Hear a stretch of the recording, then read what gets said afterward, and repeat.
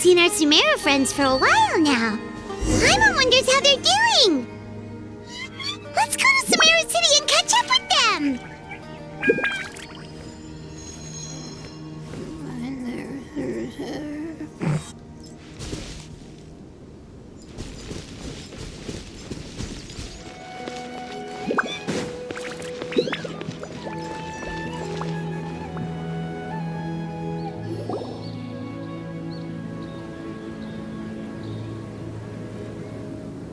Whoa, the Akademiya sure is busy during the day.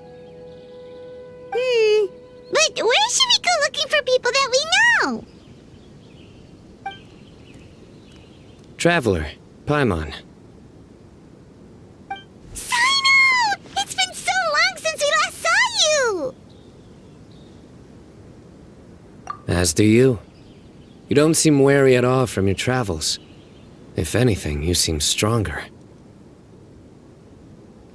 So, what brings you back here? Oh, nothing in particular. Paimon just saw a really big mushroom out on the road the other day and suddenly missed all our friends in Sumeru. Funnily enough, we were reminiscing about you recently too. It was at a group dinner. I look forward to hearing about your travels. Something tells me we must have a lot to catch up on. Really? You were thinking of us too? What a coincidence! Indeed. Or as I call it, the biryani factor.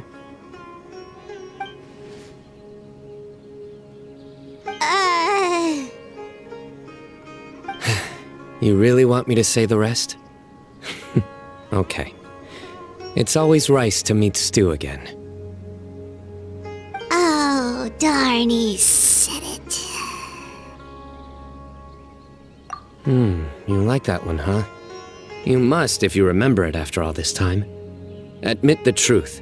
You have long been in awe of my razor-sharp wit.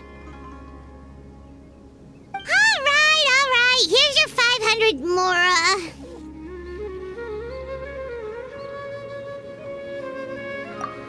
Paimon's never making a bet again. Paimon really thought Cyno would be able to hold back on the jokes. They say people can change, but maybe that's just wishful thinking. Ah, so this was technically my fault. In that case, I'll treat you to some sweets later. Anyway, I'm actually investigating a case right now. My mind is focused on work, which is why I didn't complete the joke at first. A case? What happened? Nothing major. But after finding out who was involved, I decided, on reflection, to handle this one myself. Need any help? We only came here to hang out, so we've got the time. You may as well take us with you, and then when you're done, we can, Such enthusiasm. Are you worried I'll forget about treating you to some sweets if you're not around to remind me? What? No! Alright, was it really that obvious? Obvious enough. Still, it's a fine idea. You are the heroes of Sumeru. It makes perfect sense to work together. All right, follow me.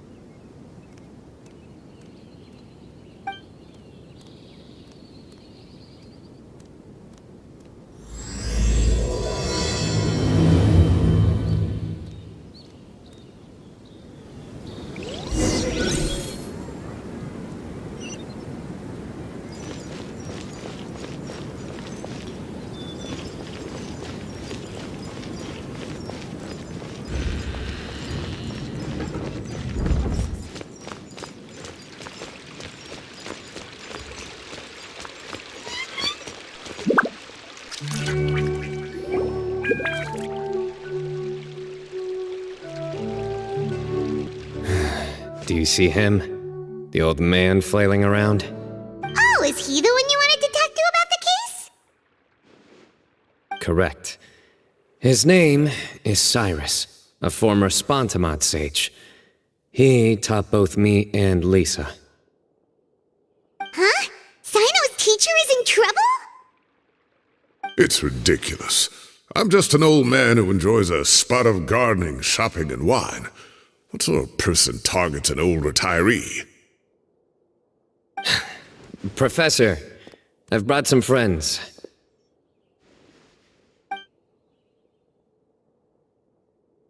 Ah, Cyno. Now who do we have here? Hold on, let me think. A flying fairy dressed in white? A youth who does not seem to hail from this land? My goodness. You must be the legendary traveler in Paimon. I've heard all about what you've done for Sumeru. Wow, looks like we're really famous! I've told him about you before. You are my friends, after all. That's right. Let me summarize the situation. A couple of days ago, Professor Cyrus suddenly received a threat letter. A threat letter? Exactly. Who sends a threat letter to an old man like me, for goodness sake? This is the letter in question.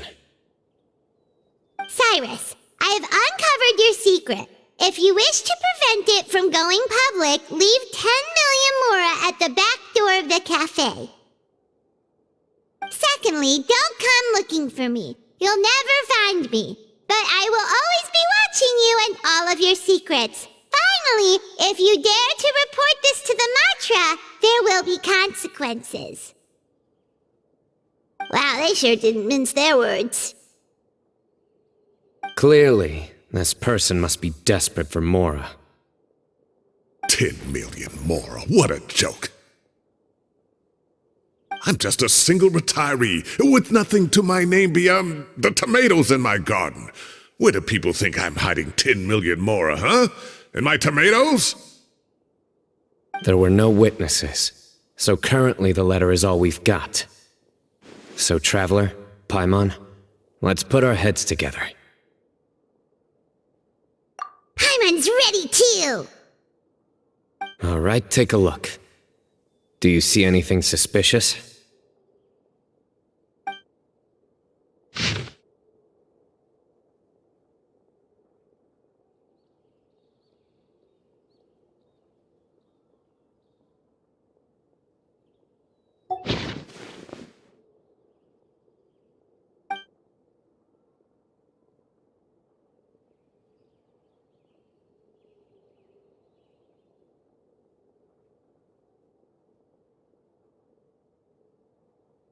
Yes. Some of the strokes are blurry. So is there something wrong with the ink? Possibly. And I bet the paper has something to do with it. Most of the paper around here is much smoother than this, and the ink is absorbed quickly so it doesn't run. This paper, meanwhile, it's very coarse-grained, almost as if it's made from some sort of plant matter. It's certainly not the same paper as we use in the Akademiya, but the ink is nothing special. Just regular black ink that gets a blue tinge when applied to paper. So do we think the culprit has a connection with the Akademiya or not? Wait, check this out! Looks like this part got wet at some point. Agreed. The staining suggests it was a colored liquid, not plain water. It also looks like it was wiped off with a damp cloth. A colored liquid, so... tea? Wine? Looks like we're thinking along similar lines. Let's go talk to Araf. There are some things I'll need him to take care of.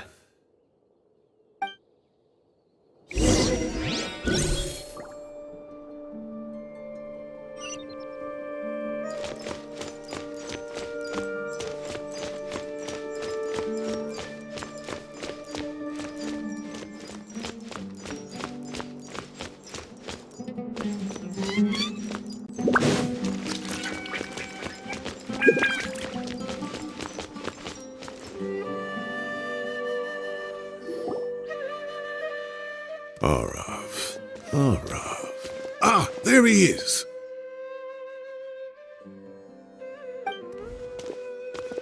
Mahamatra Cyno. Sir Cyrus. Ah, and the Traveler and Paimon. It's been a while.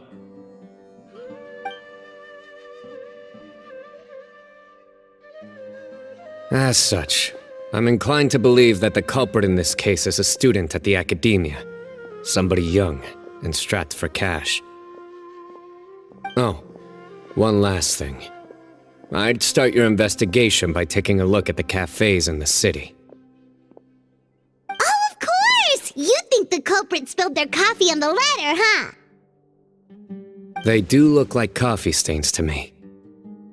Also, if I'm not mistaken, the letter is written on a type of scented paper that has aromatics added during the manufacturing process. The kind often provided as writing material for customers in cafes and taverns. Ah, of course! Yes, like they sell in the gift shops. I remember now. Zaha Hadi bought some a while back. She said she was going to use it as wrapping paper for a vase. Understood. I'll assemble a team to investigate the points of interest immediately. You have my gratitude. One last thing. Send some Matra to guard the entrances and exits of Sumeru City. And change into plain clothes. Don't let them see you coming. Will do.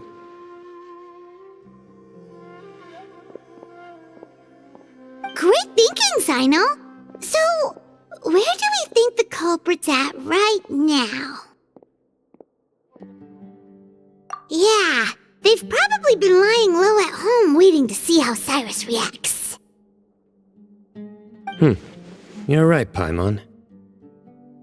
Really? Which part? The culprit's approach. Whatever happens, they need this Mora. But just because they warned Professor Cyrus not to go to the Matra, doesn't mean they know what he'll do next. So, like you said, they need to wait and see. And crucially, the culprit said they'd be watching the Professor's every move. Huh? Wait, are you saying...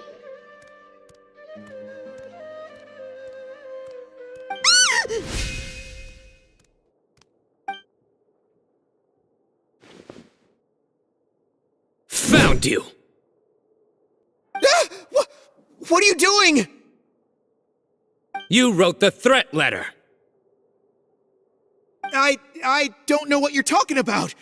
What threat letter? I sensed someone was watching us from the shadows the moment we entered the House of Deyha. You managed to stay relatively well hidden for someone reckless enough to threaten Professor Cyrus. There are a lot of people here, but we were looking specifically for Arav. Whoever followed us the whole way was likely to be the culprit. I was just listening in, that's all. You know something big's going down when Mahamatra Cyno shows up, right? So I got a little curious. What's the big deal? You smiled when Arav left. I saw it as clear as day.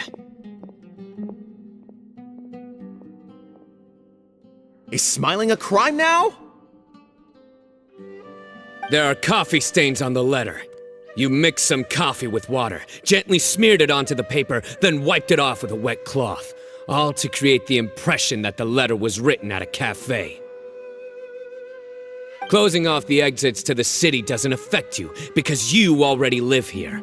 And as long as the Matra were focused on the cafes, you would be free from scrutiny. The cafe was a red herring all along. You had to be somewhere where you could monitor the Professor's movements. You can't pin this on me! I haven't done anything! Really? Then why are you shaking like a leaf? The innocent have no reason to fear the Matra. But you... Your heart's racing, and your eyelids are twitching. You're a terrible liar. I would never... Don't try anything or you'll pay the price. Now come with me.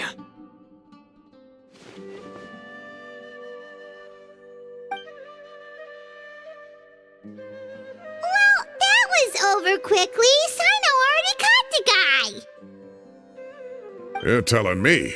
One minute I go out for a quick smoke, the next minute I see Arav already on his way back to meet up with Cyno. Looked like a young guy, too. Couldn't have been much more than 30. But after what he's done, I'm afraid he's ruined his whole future. Everyone, it's all over. Gosh, that was so fast!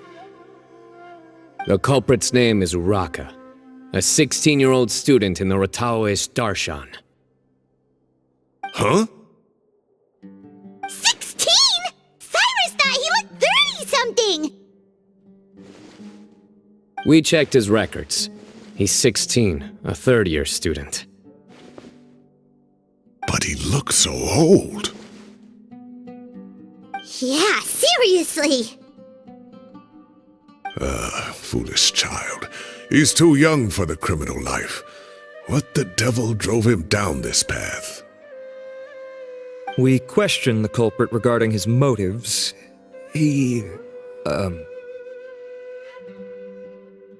Oh, just spit it out. Nothing can surprise me at this point. Very well. It's our understanding that Uraka is a mediocre student who has been underperforming in his classes. He started taking extra tutoring to improve his grades, but developed a gambling habit around the same time and lost a lot of mora. Down on his luck, he went to the tavern for a drink and overheard some people chatting about Sir Cyrus's comfortable retirement. They mentioned that he's always arguing about his tomato plants with some old woman on the street. Some old woman on the street? Goodness gracious, has that rascal attended a single one of his classes? That old woman is Kasharwar's very own professor, Zaha Hadi. How can he not know who Zaha Hadi is? Is this going somewhere? Oh, right, yes. So another thing. We don't just argue about tomato plants. And what are they trying to insinuate by comfortable retirement? A man grows a few vegetables and suddenly he's living a life of luxury? Maybe it's more the fact that you have the time to grow vegetables in the first place. Uraka mentioned he'd heard a rumor, alleging that Sir Cyrus illegally obtained a large sum of money from the desert before retiring, and kept it for himself instead of reporting it to the Akademiya. Uraka believes this money to be the reason why Sir Cyrus hasn't kept up with any academic research or other projects since his retirement. And given your advanced age, he thought you'd be an easy target to blackmail. Oh, Uraka. I'm at a loss for words. I'm so angry I don't know where to start. People make up rumors all the time. I am quite confident that Professor Cyrus has never embezzled a mora in his life. Arav, you'll have to find some excuse to interrogate Uraka again later. I need you to deliver a few firm fistfuls to him on my behalf. I completely understand how you feel, Sir Cyrus, but I'm afraid that course of action goes against the Matra's principles. Professor, there's no need to be childish about this. Oh, come on. I was clearly joking. Okay. Where does this go from here? The Akademiya will determine the appropriate disciplinary action against the student. And as for the individuals spreading rumors about the professor's obsession with tomatoes and some old woman on the street, there could be a slander case here. The Matra will continue to investigate. Who said I'm obsessed with some old woman on the street? Mind your wording or you'll start a whole new rumor. You seem confused. Oh, don't you understand? Uraka is just a young boy who made a very rash and very stupid decision based on some groundless rumor he heard. Besides, I didn't actually hand over any mora to him. The whole thing sounds a lot worse than it is. All it costs me is a little reputational damage. That's all. Please rest assured, Professor, but the Akademiya will issue a fair and reasonable punishment. Yes, I have no doubt about that. But as a former educator, I'd still like to have a serious conversation with the boy's parents. The family lives in the city, yes? Correct. We looked into the family. Both parents are merchants and they're often away on business. They've never taken much of an active role in their children's lives. Oh, what a mess. You don't have to seal the evidence away yet, do you? I'd like to have that letter back for the time being, if possible. I need something concrete for when I talk to the family tonight. We have to show them how serious this situation is. The relevant authorities have already reviewed the evidence and are now discussing Araka's punishment. You can hold on to the letter for now. Just make sure to return it within a couple of days. Oh, so you'll be able to close the case in 2 days? Give or take. Cases like this are quick to resolve. Very good. Well, thank you for all your help. Perhaps we can all go for a meal together. Oh, my treat, of course. My apologies, Sir Cyrus, but I have a prior commitment. Enjoy the meal, everyone. Ah, I see. Well, that's a pity. But Cyno, you have to come. You found the culprit at record speed, and I owe you for that. Ah, and isn't Tighnari in town at the moment? Bring him along, too. Wait, you mean Tighnari's in the city? He is. Tighnari's master, Sir Nephis, called him and collei to the Akademiya to help out on a project. They should be at Nephis's office at this hour. Though I must say, I'm surprised you're extending an invitation to Tighnari. Did you do something to offend Sir Nephis? Don't be outrageous. Nephis offends me all the time. It's never the other way around. Anyway, hurry up and fetch Tighnari. I'll head over to the tavern with the traveler and Paimon. See you there. Go on now. Don't keep us waiting.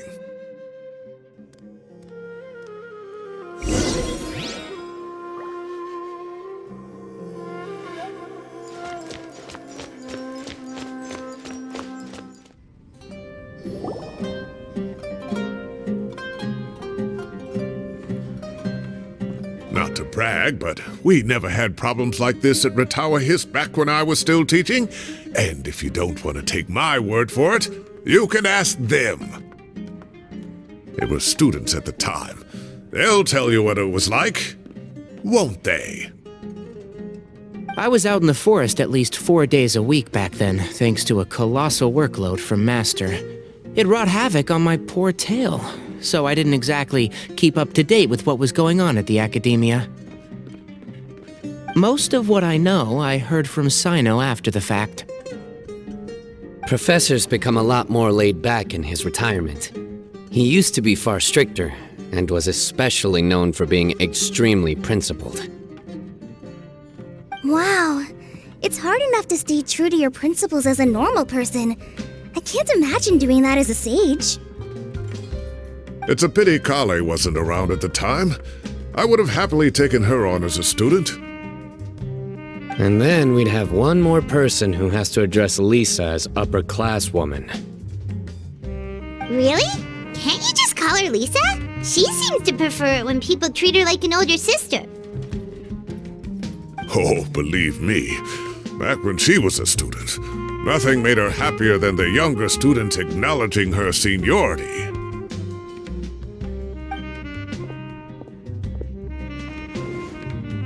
Whoa, more food? Are you sure about this? We don't want to take advantage. Oh, don't worry about it. Order whatever you like. And if it's not enough, order some more. After all your help today, treating you to dinner is the least I can do. I thought I heard some familiar voices. Ah, and Sir Cyrus is here as well. Oh, Kaveh, it's been a while. Zahahadi was talking about you last month. How have you been?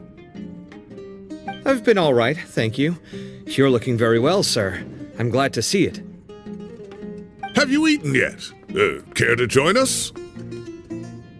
That's awfully kind of you, but I had a late lunch, so I'm not really hungry just yet. I'll have dinner a little bit later tonight. I just came to Lombard's to buy some wine, and when I heard some voices I recognized, I thought I'd come and say hello. So what's the occasion, anyway? Some sort of celebration? Consolation, more like. You wouldn't believe the day I've had.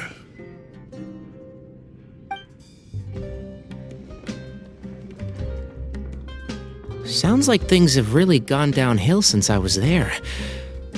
My whole time as a student, I've never heard of anything remotely like that. I can't believe how young the guy is. What are his parents going to think? Young people are always more susceptible to making rash and ill-advised decisions. Their minds are still developing. It's just an unfortunate fact of life. But still, this boy has some nerve. Just look at what he wrote. Oh, it makes my blood boil. Wow, yeah. Jeez. I will always be watching you and all of your secrets. And then he just followed you into the house of Deyha? If this were my son, he'd get the scolding of a lifetime. Luckily, I'm also an extremely principled person. Kaveh! Your order's ready, sir! Coming! I'll have to get going. Have a nice evening, everyone. I'll catch you all another time. Okay, bye-bye! Here I am. The coffee beans are in here too. Yep, it's all there. I'll stop babbling away now.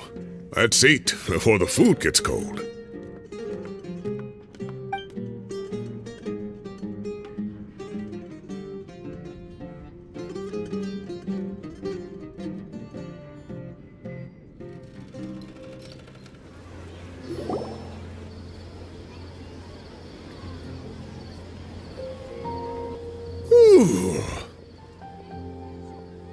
Oh, too tasty. Paimon's belly is about to explode. Oh, mine too. I'll have to walk home to burn some of it off. Thanks for dinner, Sir Cyrus. Master Tighnari and I will bring you some homemade herbal tea next time. It'll do wonders for your sleep. Well, I look forward to that. In fact, could I trouble you to bring a little extra for the other old folks on my street? I'll be the envy of the neighborhood. No problem at all. I'll pack some up and bring it over. I'll see you all later. I better head home now and tend to the crops. Good night, Professor. Don't let those tomatoes keep you up too late. Hey, my tomatoes are serious business. I am not about to be beaten by Zaha Hadid. Anyway, I'll be leaving now. Don't stay up too late now, children. I bid you all a good night. Take care. Have a safe trip home. All right. Now, we finally have some us time. What do you mean, us time? Well, I was talking with Tighnari and Collei, and since we all have some free time, we thought we could all go camping together. Think of it as our way of welcoming you back to Sumeru. Camping? Oh, that sounds fun. Paimon's in! Right? It's been so long since we did something fun together. I can't wait. Everyone, let's meet tomorrow afternoon at the riverbank to the southeast of Gandharvaville. No need to bring anything. We've already packed everything for the trip. Just bring your delightful selves and prepare to have some fun. You got it. We'll be there. Great. Then we'll see you tomorrow.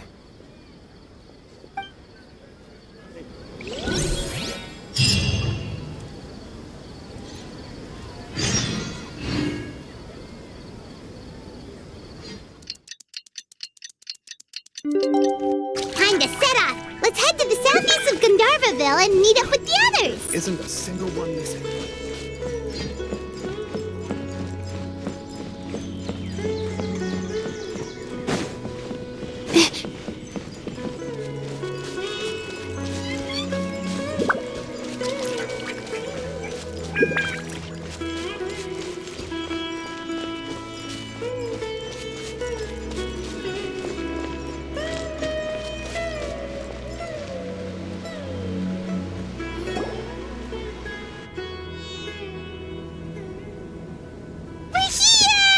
Wow, you guys are ahead of the game. You set up the tents already.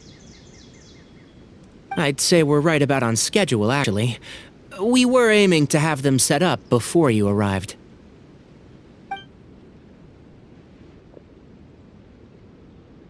Traveler, Paimon, let's go fishing together. Whatever we catch, we can grill for dinner tonight. You got it. Dinner's on us tonight.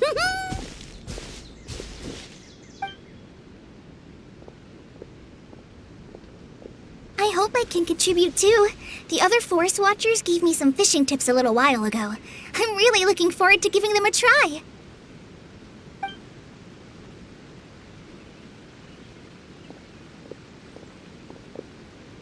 I saw some very appetizing mushrooms in the area, so I gathered a few for us.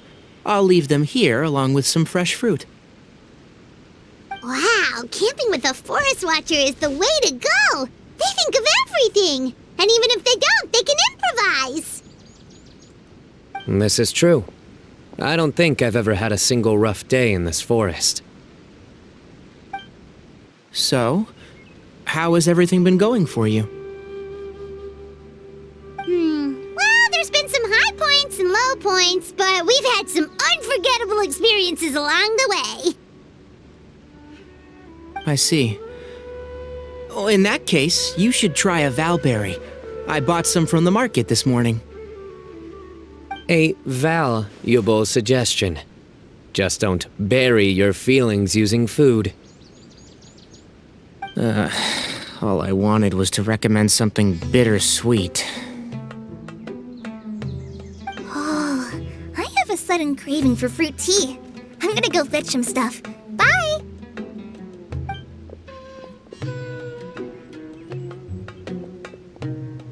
She sure made a run for it. Unbelievable. She made a run for it.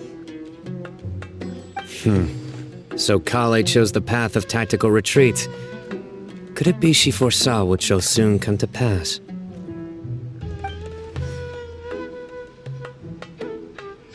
My dear friend, you know what I am about to say.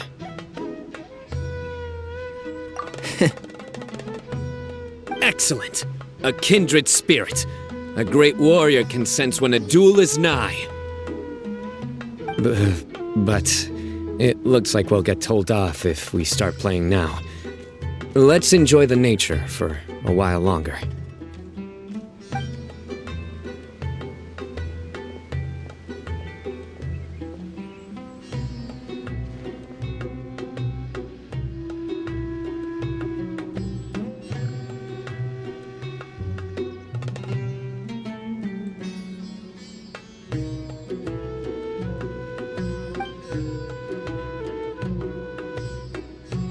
We got a bite!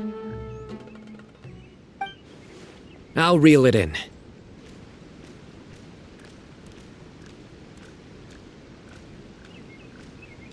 Firewood, spices, snacks, and drinks. Everything's ready. Once collei gets back, we can light up the fire and start grilling.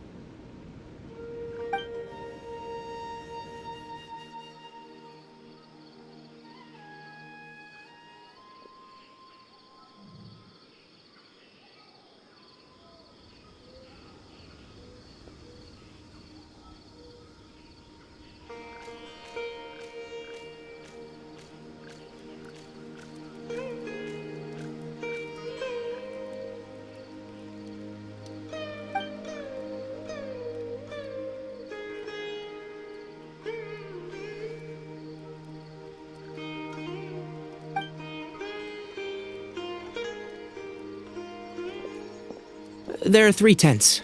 Which one do you two want to take? How about the one on the left? Well, Paimon just thinks the ambiance here is a little better. True. But it's also the closest to the water. If there are any sleepwalking fungi around tonight, they might stumble into your tent. Well, that's no good. Take my weapon. You can use it to bar the entrance. Anyone would think you were sealing the gates to King Deshret's mausoleum. Excellent. Then this tent will be an impenetrable fortress. I'm back! How's your appetites? Ready for the barbecue? Always.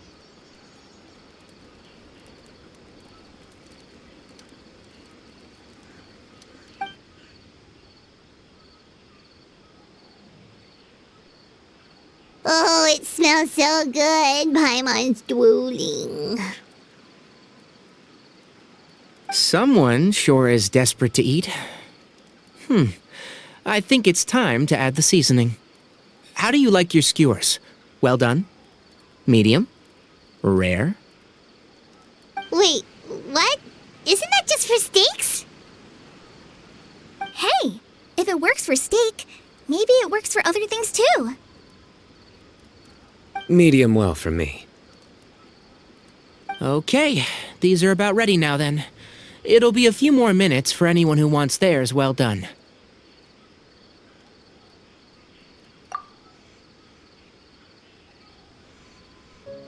Oh, that was so delicious. If Paimon's stomach had space, she'd eat 3 more skewers.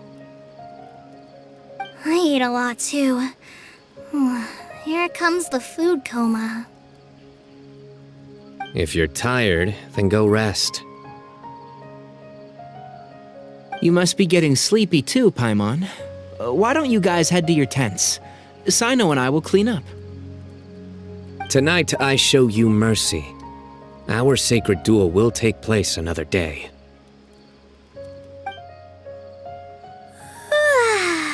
Good night.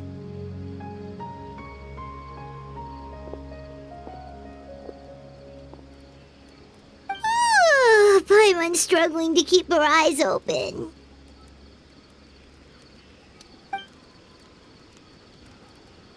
Oh, don't forget this.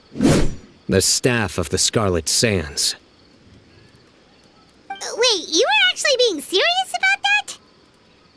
It's a very powerful weapon. Try it.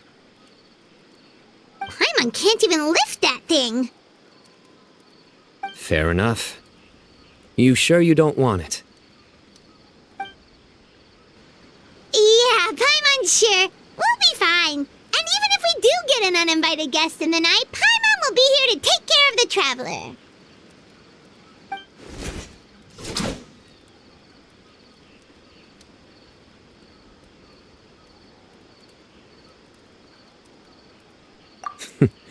That reminds me of a parting king of invocations. I'll tell you about it tomorrow. But right now, it's time to rest. Sleep well and sweet dreams.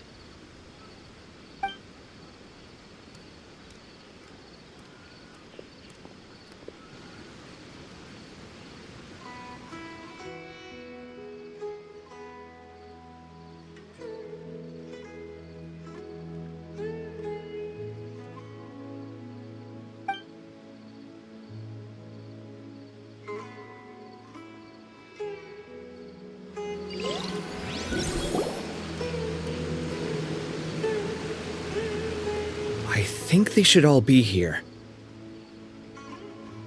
Traveler? Paimon? Are you in there? Could you come outside for a sec? Look at this.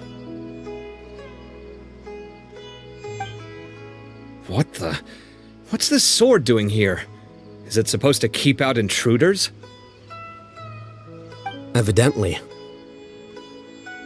Huh? Who is it? Oh, what time do you call this?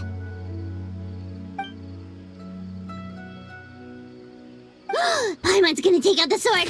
Yeah!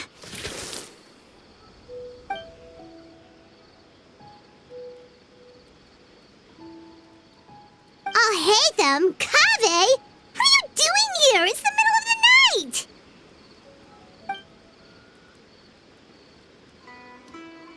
Sorry to wake you up at this hour of the night, but we've got a situation on our hands. Let's get dressed and talk about it outside.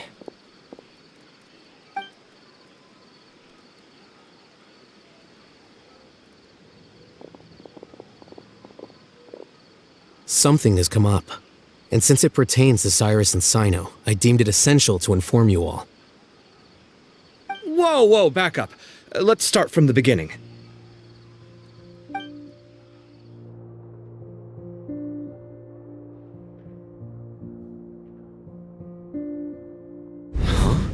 Where'd the wine cups go? I could have sworn I left them here after I washed them. Ah, there they are. I'll have a cup too. Can you see if the cookies are still on the table?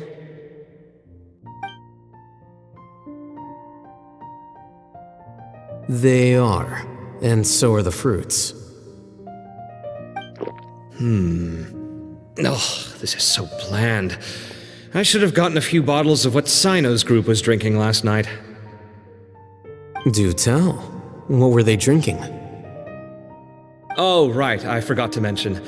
So, I ran into Cyrus yesterday evening when I went to the tavern to pick up some things. He was hosting a dinner for Cyno, Tighnari, collei, and the Traveler and Paimon. Anyway, they got a bottle of Lombard's new vintage for the table. At least, I think that's what it was. It looked pretty good. Sounds like they're all tangled up in this. You know what it's about, right? 16-year-old kid tried to extort Cyrus. He was asking for 10 million mora. I heard some people talking about it on the streets, yes. Didn't take them long to catch the culprit. The sages are probably dealing with the case by now. I wonder what Sir Nephis and the others will make of it. Oh, Cyrus showed me the extortion letter, too. It was crudely written, but the paper had this beautiful pattern on it that I've never seen before. Really caught my eye. Give me a sec, I'll sketch it out for you.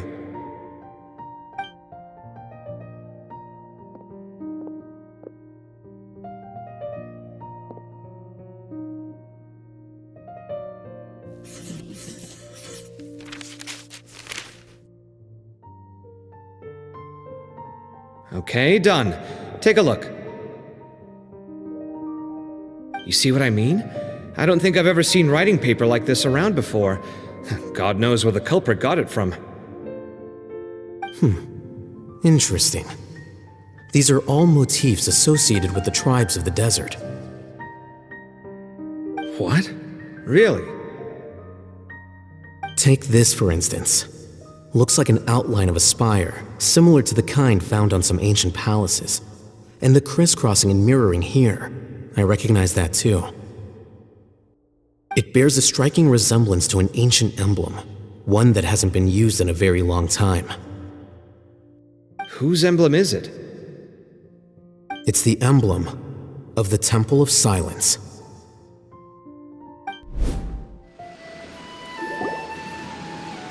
After discussing it with each other, we both agreed that something didn't feel right, so we went looking for you.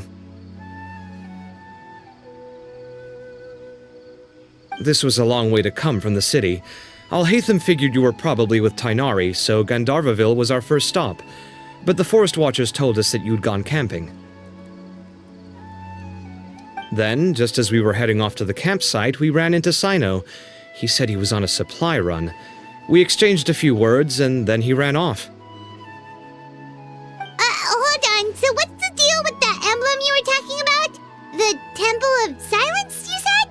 What is that? Should we be worried? Is everything okay? Give me a second. Let me get collei.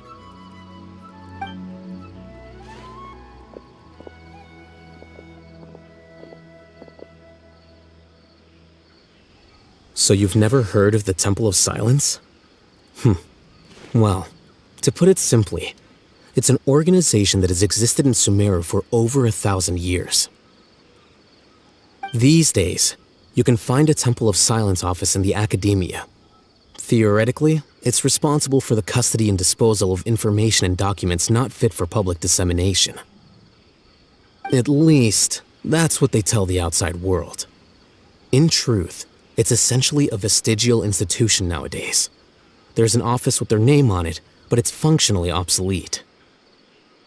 Historically speaking, the original Temple of Silence is said to have been established by Hermanubis, one of the 7 pillars of King Deshret and the greatest of all sages.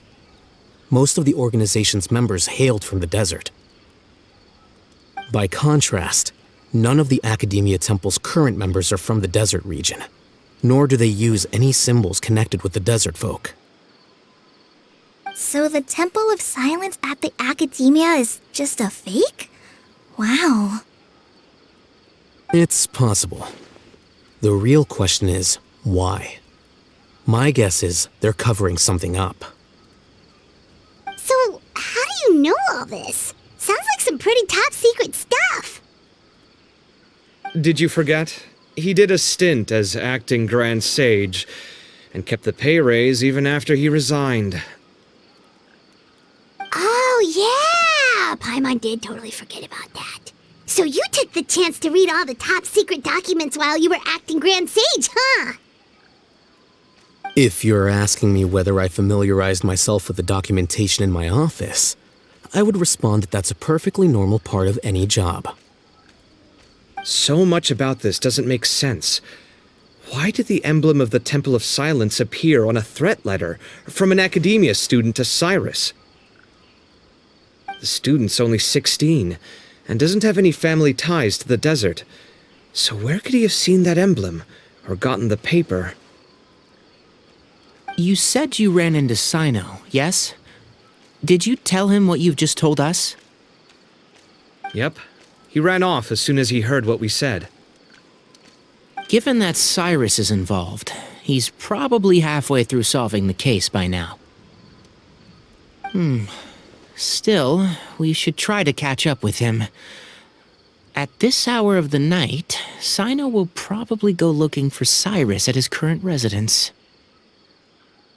If the Akademiya's Temple of Silence really does exist just to cover up the truth, the sudden appearance of this emblem can't be good, and sure to stir up trouble. We should pay a visit to the Akademiya. Yes. As the Sage of Amorta, my master ought to know the truth about their office. You can ask him to tell you what he knows.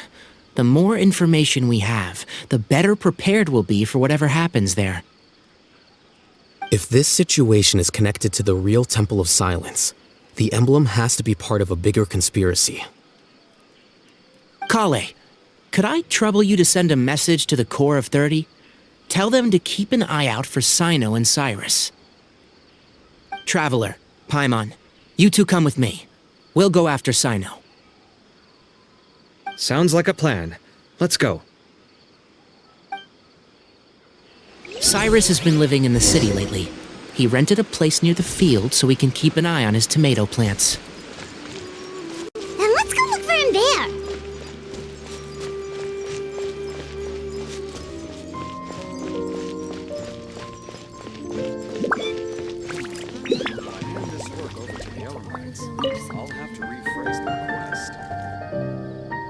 Mr. Osfond!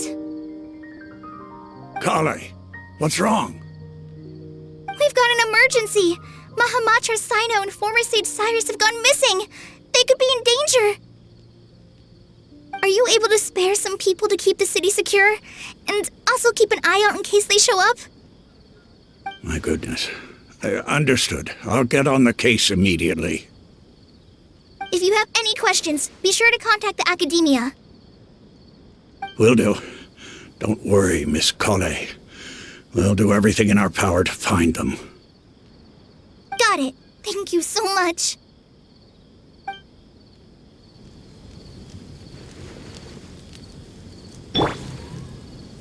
Hey! Professor Cyrus and Mahamatra Cyno missing. Something huge must be afoot if those two are in trouble. We've got to act fast. I really hope the others manage to catch up to them. Hand this work over to the Elamites. I'll have to rephrase the request.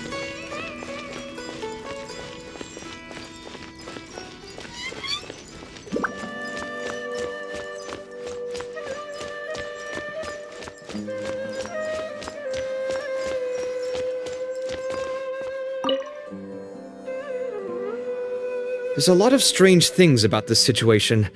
Oh, what a mess. Let me think. Current and former associates would be a good place to start. Oh, but how would I know who Cyrus is acquainted with? Cyno didn't mention any names either. We just have to work with what we've got, I suppose. Huh? What's that you're reading? An index of the Akademiya's book collection. I recall there being some books that reference the Temple of Silence, but they're few and far between. How long's that gonna take you? It's like looking for a needle in a haystack. I'll manage. All right, fine. I'll help you look through them. We'll be here all night otherwise. It's a shame there's no coffee around here. If I'd known what we were getting into, I would have made some before leaving the house. Actually, Alhaitham, have you ever met anyone from the Temple of Silence? The phonies from the Akademiya branch, I mean. A few times. Their workload is even lighter than mine, so they often leave the office to chat with whoever is nearby.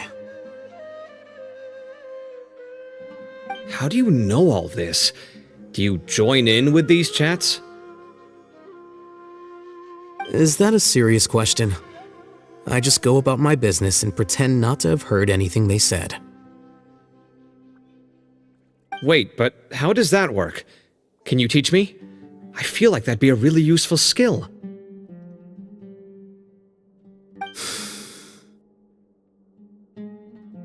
Hmm?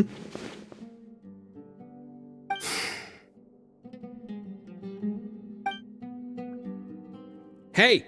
Stop ignoring me! See? That's all there is to it.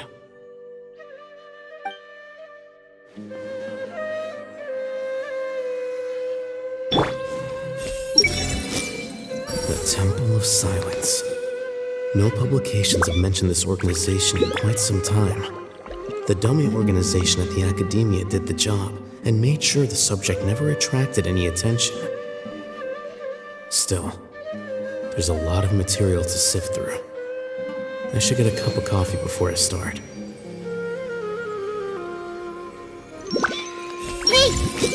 I'm suddenly getting really sleepy. My fault for going to bed so late last night. I wonder if I can send Marak to fetch us some coffee. Yeah, if I write the order down, that could work.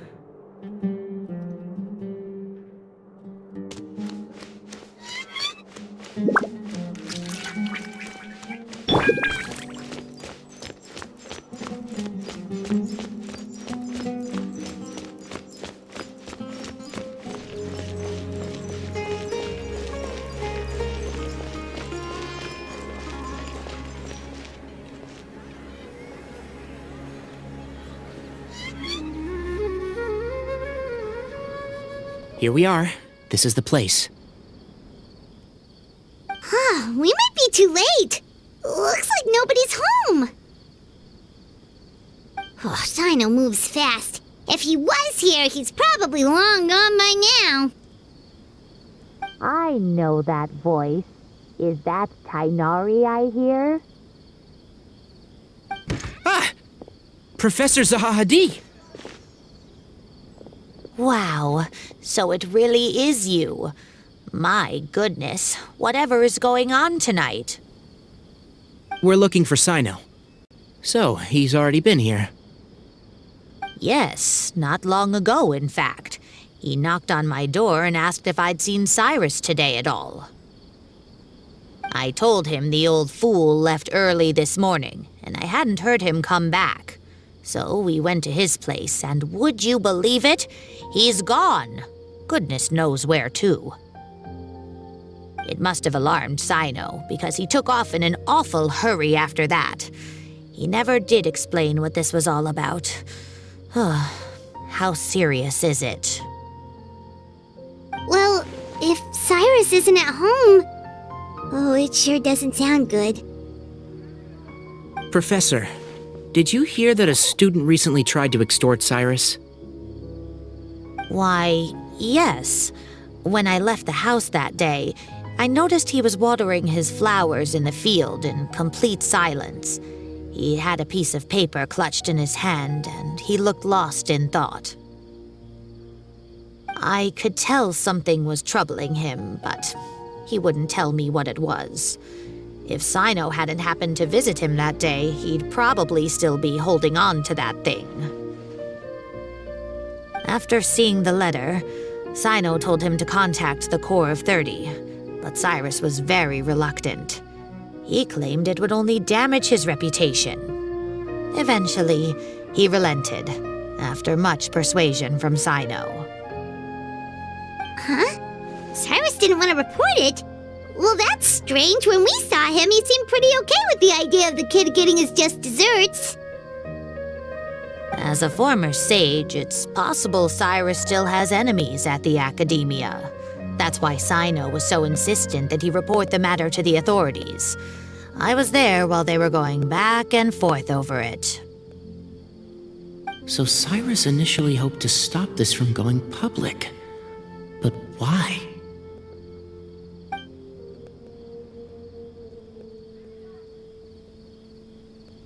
Oh dear, what on earth has that old fool gotten himself wrapped up in? Oh, I do hope he's not in danger. Oh, I almost forgot. Cyno left me this letter to pass on to you. He wrote it when he came by earlier. He realized you might come looking for him. Thank you. What does it say? Let Paimon take a look!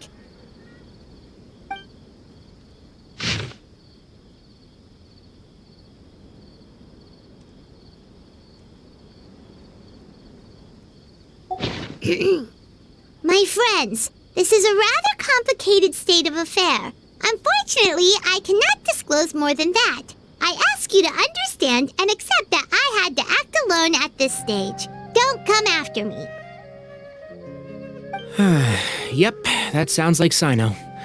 Thank you, Professor. Please do not worry. We will do all we can to protect both Cyno and Cyrus.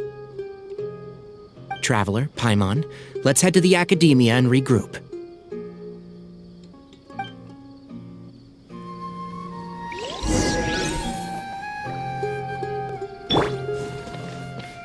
Everyone hold hands. Oh, Cyrus, you've given me a real fright this time. I can't believe this is happening to Cyrus of all people. How does a man of his age end up at the center of all this fuss?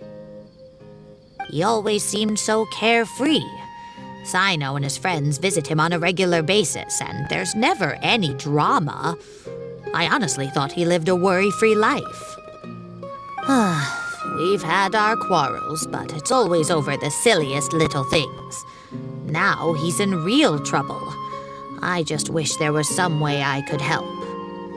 And, what about our tomato growing contest?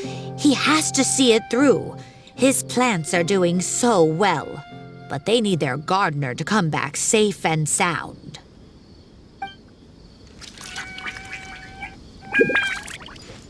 Not now.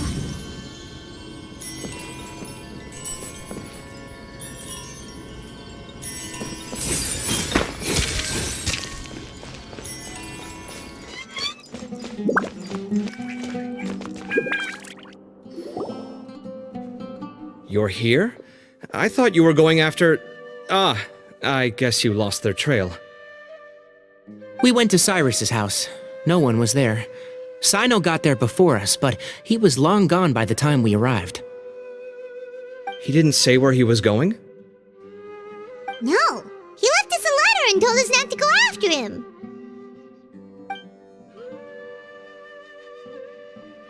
Can't say I'm surprised.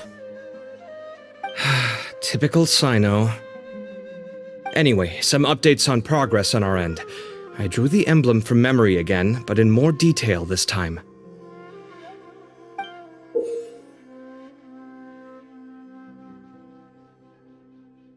I checked some ancient texts for a similar design. The one I found was a little blurry, but the similarities in the general form and certain details were clear enough to confirm a match. Yeah, and we're lucky we found anything at all. It turns out the emblem was all but lost to history. We scoured the entire Akademiya collection, and that book was the only one with a record of the motif. Meanwhile, Arav managed to get Uraka to disclose his source. The one who told him about Cyrus's embezzled funds was a young man from the desert. According to Uraka, he had a striking presence and was well educated. Apparently, the two met in the tavern over a game of cards. The guy claimed to be in the city for business as part of a merchant caravan. Uraka was intrigued when he heard what his new acquaintance had to say and brought up the idea of extorting Cyrus for Mora. The guy encouraged him to go ahead with it, then handed him some pen and paper to write the letter. I see. So it could be that this person planted the paper intentionally. So, how do we find this guy? Did Uraka say where he is? He doesn't know. He claims not to have seen him since that day in the tavern. The man gave him some tips on how to carry out the extortion, but from then on, Uraka was acting alone. Nephis and Arav have gone to meet the Core of 30 and review the city's entry and exit records. Also, Nephis admitted that the Temple of Silence in the Akademiya is just a facade. The true Temple of Silence once came to the rainforest to establish a collaboration with the Akademiya, but as time went by, the sages gradually became corrupt and foolish. The Temple of Silence felt that they could no longer trust the Akademiya and ended the partnership. They retreated back to the desert about 400 years ago. Ever since its inception, the Temple of Silence has been the guardians of King Deshret's civilization and belief system. They traveled throughout Sumeru, sequestering and guarding any wisdom that posed a threat to the people's livelihoods. At its roots, it was a legitimate and reputable organization whose purpose was to guide people towards the right path. The Akademiya of the day knew that the split would damage their reputation if it became a matter of public knowledge, and so they set up a dummy organization of their own to conceal the truth. Not only that, but they managed to keep up the charade for hundreds of years! So how did Cyrus become acquainted with the true Temple of Silence if they left centuries ago? I'll bet that's the question that bothered Cyno. Probably why he went after him in such a rush. Whoever is behind this, getting Uraka to extort Cyrus was only the first step of the plan. Their true goal in doing so was for Cyrus to see the emblem on the letter. He must have recognized it right away. That'll be why he didn't want to involve the authorities. He probably hoped to take care of the whole thing by himself. Unfortunately for him, Cyno had other plans. Since the desert is where the Temple of Silence originated, that is in all likelihood where Cyrus went. I have to go after him. Really? Are you sure that's a good idea, with how you respond to the heat? Why don't we send someone else? I should be fine, as long as I bring plenty of water. Besides, I just can't shake this ominous feeling that if we don't catch up to them soon... Everyone, I have news from the Core of 30. Master! Oh, so that's Nephis, Tighnari's master? Oh, we're finally getting to meet him in person! It's a pleasure to meet you, Traveler and Paimon. Several independent eyewitnesses have reported seeing Cyrus and Mahamatra Cyno leaving the city at different times. Both were heading in the direction of Caravan Rebat. I was going to suggest that you join forces with the Core of 30 in this case, however, As I'm sure you've already heard from alhaitham and kaveh, the Temple of Silence is involved. The Akademiya has made a number of decisions throughout history that I am ashamed to talk about. It may well be that no better choice was available to them, but those actions are nonetheless a stain on our legacy. I won't attempt to make you understand the Akademiya's perspective. Now is the time for action. I understand where you're coming from, Master. But I'm afraid the situation might be more complicated than we thought. I think we need to keep a low profile, or risk making things worse. Good point. If Cyrus is involved with the other side, or worse, if he's fallen into their hands, and... everyone, we have to get Cyrus and Cyno back safely. We cannot afford to lose them. Need our help? Whatever you need, we got you covered. Really? Wonderful. You have my most sincere gratitude. Arav and I will continue to follow up on the lead from Uraka. Kaveh, Scribe alhaitham, I'd like to ask you to cover the duties of the House of Deyha.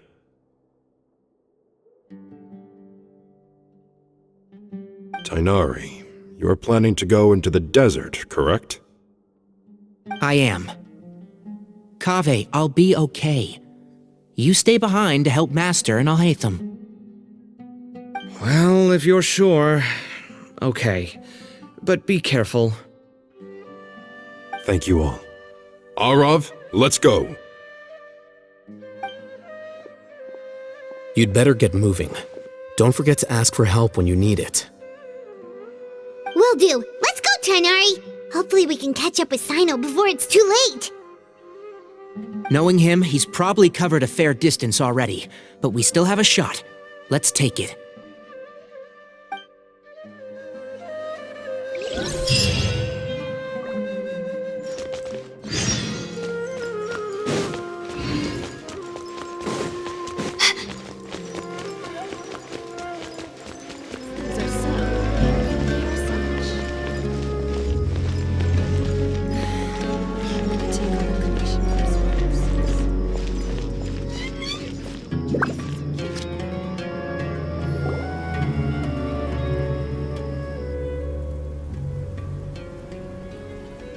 Okay, we made it to Caravan Ribat. Where should we go next? Maybe we should ask the nearby guards if they've seen anything. Hold on. Look over there. Is that deyha? You sure you want to brave the desert alone? I mean, it's your choice at the end of the day, but still. It's not my first time. I'll be fine. Cyno. If you're really going to go through with this, then at least take our advice. When you're packing for your trip, budget for 5 days more than you plan to spend out there. Makes sense. Okay, I'll go get ready. Thought we might find you here. You're trying to retrace Cyrus's steps, aren't you? Didn't I tell you not to come after me? I thought I had a good lead on you. Well, sorry, but we never agreed to that. Why would you go off on your own like this? Nothing personal. It's just a complex situation. And I'd rather not involve anyone else if I can help it. Takes a special kind of person to get Cyno chasing them all the way out to Caravan Ribat. But why so coy today, huh? You only gave us his age and description. Why can't you reveal his name? Is he Sumeru's most wanted or something? Oh, also, hey guys, it's been a while. Deyha and Candace! So nice to see you. Actually, seeing all of our friends is the whole reason we're here. You're looking well. Glad to see it. Candace and I came to Caravan Ribat on business. We ran into Cyno as he was asking about some elderly gentleman's whereabouts. Some people say they saw him. Guess he stood out as an older guy heading into the desert alone with just a sumpter beast in tow and very few supplies. That's gotta be one heck of a story there. Cyno, it's okay if you can't tell us anything about the case, but let us know how we can support you. We're here to help however you need. The more people we have working on this, the quicker we'll be able to find the person you seek. No, it's not that simple. If I'm right, he'll be doing everything he can to avoid us. We spoke with Zaha Hadid. From what she said, it's pretty clear that he wants to try and solve this on his own. It won't be easy trying to find him in the desert when he's deliberately trying to cover his tracks. Sounds like this is far more complex than we imagined. Still, if he started from Caravan Rebot, the chances are that his route took him past our village. You may as well ask if anyone there has seen him. My thanks to you both. Once this is resolved, I will find a way to repay you. Come on. No need to get all serious.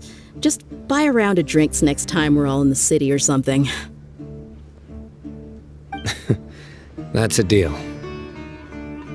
All right, so, you all set? Yes, we'll handle it from here. Thank you again for your help. I don't take it for granted. All right, then we'll leave you to it. Just remember, if you change your mind and need some reinforcements, we'll be here. And don't think you'd be imposing. You can depend on us. Don't worry, we'll keep him out of trouble.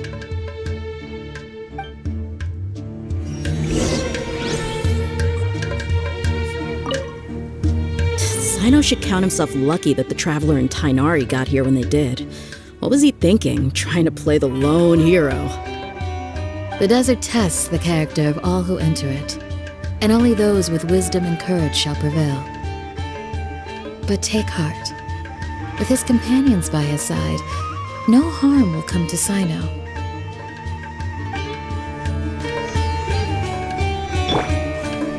I see everything. Whatever they're getting themselves into, I just hope it isn't too dangerous. Get home safe, everyone. Gods above, I pray that you will see the goodness in their hearts and give them your protection.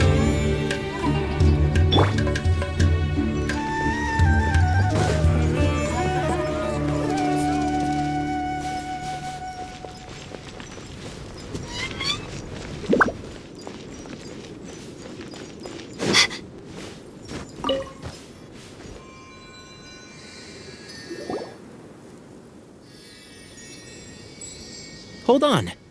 There's a few things I'd like to clear up. Go on. So, after you left the campsite, we had a longer talk.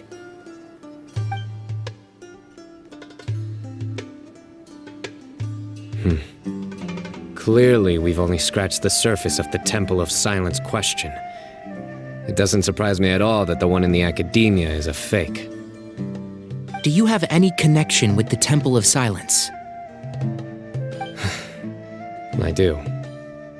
I trust you're all aware of the spirit that gives me my power. Hermanubis, the original founder of the Temple of Silence.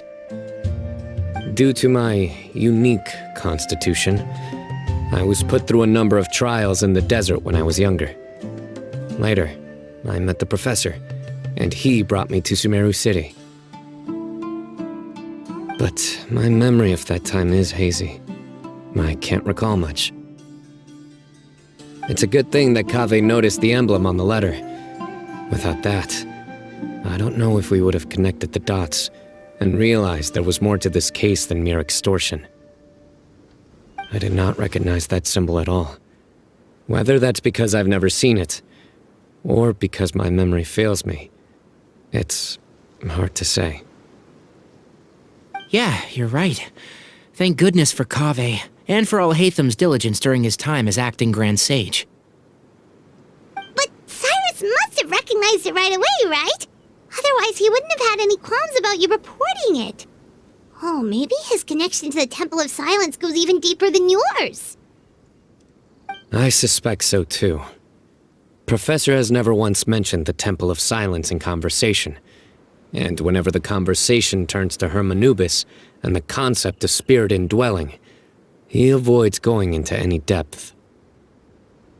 Well, speaking of avoiding things, you do realize, don't you, now that we've caught up with you, you're stuck with us for the rest of the way?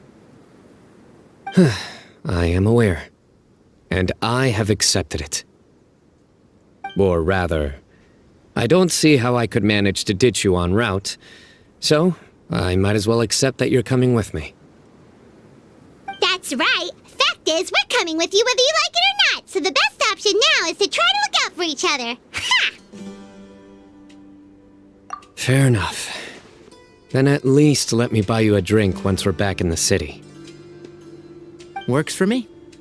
All right, off we go. Let's start by seeing what the guards here can tell us.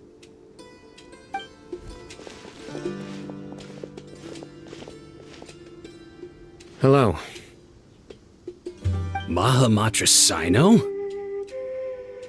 I'm looking for someone, so I'd like to confirm any recent foot traffic in and out of Aru village.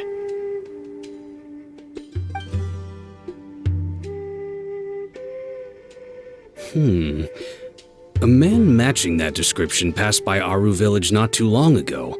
He stopped by to load up on food and water and feed his sumpter beast, then he was on his way. Where was he going? Let me think. He took a seat by the entrance of the village for a while and had a brief chat with the person who came to deliver the water. He said he was headed somewhere near an oasis, but he didn't mention which one. Do you have a map? I can mark out the direction he was heading and the best routes to any nearby oases.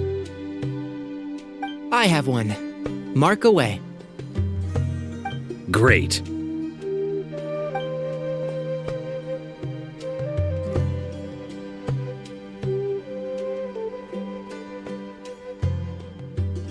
There you go. Thank you so much. You were a great help. You've got a really good memory. You're quite welcome. Just doing my job. Best of luck. I hope you find him soon. Hey!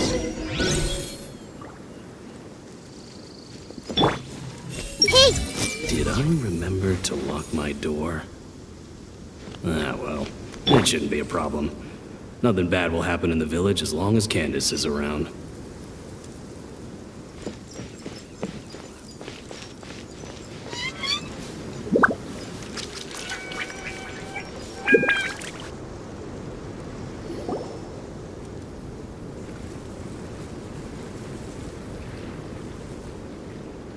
Hold on. I see some people over there.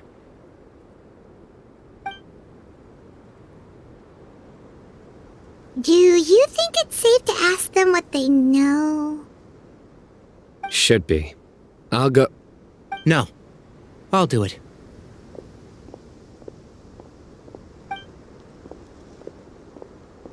Huh? Why can't Cyno go talk to them? What difference does it make? Given my background, appearance, and the way I dress, I might not be the most welcome visitor here.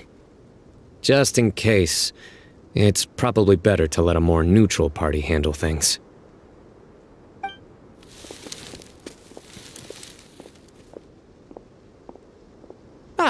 Hello there. I hope I'm not interrupting. My friend and I are looking for an elderly man who's gone missing around these parts. Any chance I could ask you a couple of questions? Oh, a missing person, huh? Sure. What do you want to know?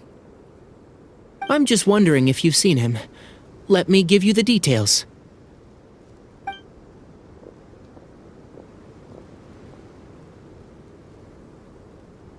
So, a silver-haired guy in a long robe, culture type with thoughtful eyes, and he's traveling alone. He'd stand out like a sore thumb around here.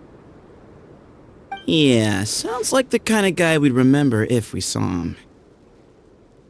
He's looking behind me.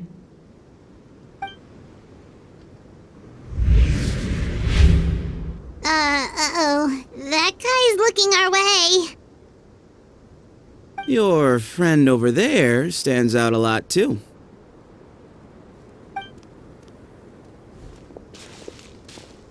Hey, aren't you Cyno, the General Mahamatra?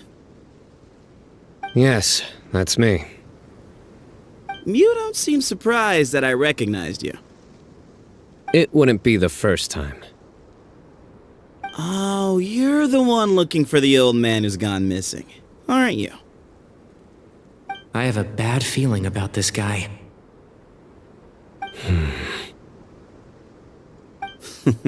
Someone's on edge. You don't trust me much, do you? No need to hide it. I understand why you're wary of us. Still, you came to us asking for help. Do you want it or not? I thought you were a group of merchants. Seems I was mistaken. Your henchmen don't look like much, but something tells me they put up a better fight than most mercenaries. Hey, hear that, guys? You're my henchmen now. Suits me, as long as I get paid for it. Just cut to the chase already. I'm running out of patience. All right. Come with me. All of you. Don't you want to find your friend? A silver-haired, long-robed, culture type with thoughtful eyes? Sounds like there's a whole other side to Cyrus I didn't know about. So you know where he is? Just follow me. I'll take you to him.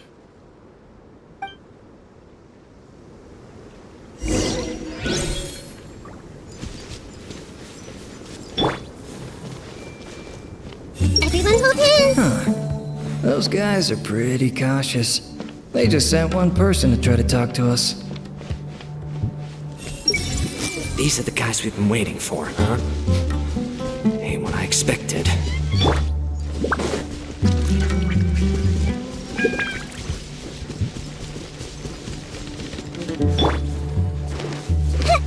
Hey!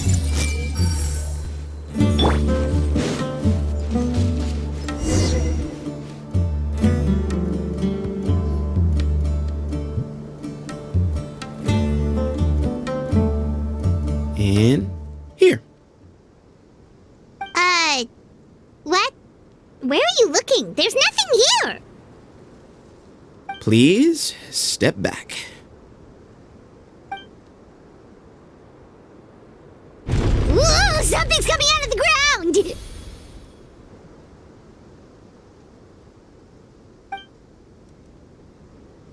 What is this enormous building doing here? And how was it so well hidden? King Deshret's technology? Wait, so... Hold on, who are you guys really? Is this the Temple of Silence? So you're a member? All good questions. There'll be plenty of time to address them later.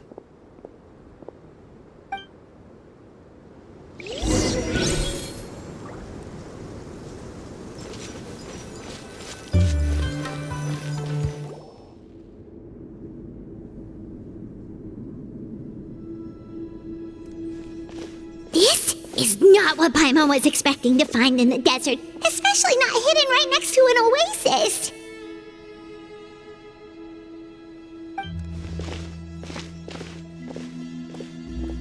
Oh, Paimon's scared. They must have kidnapped Cyrus. Do you think this is the guy Raka met in the tavern? What's wrong? Thinking about your professor?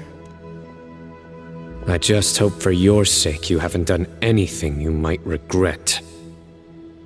Me too. I hope I haven't done anything to incur your wrath.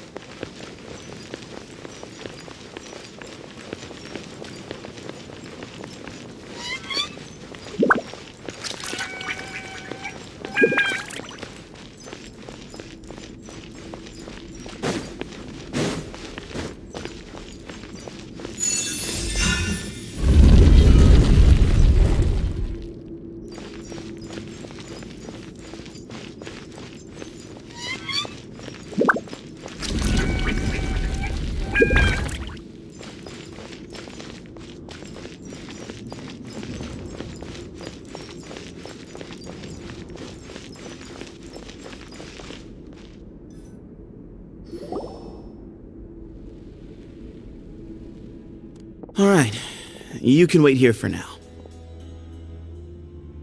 I'll inform our leader that you've arrived at the Temple of Silence.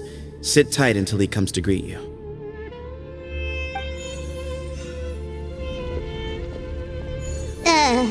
So he's just gonna leave us here unattended? Maybe we're not being kidnapped after all. They can't have been at the oasis by chance. They were waiting for us. Whoever the leader is here, they were obviously counting on us showing up.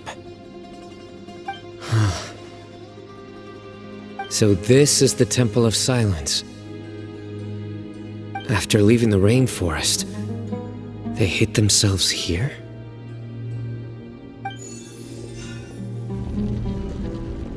Hey, look! That guy's coming back! Don't worry. Someone will come and call for you soon. What's your name?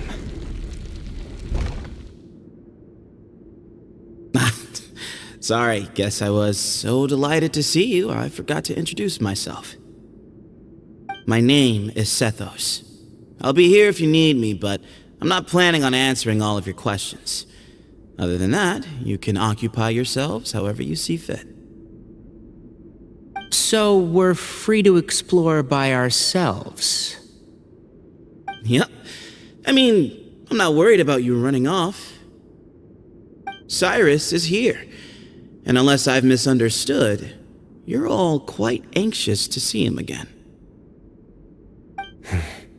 He's right. Well, if we've got some time, we might as well take a look around.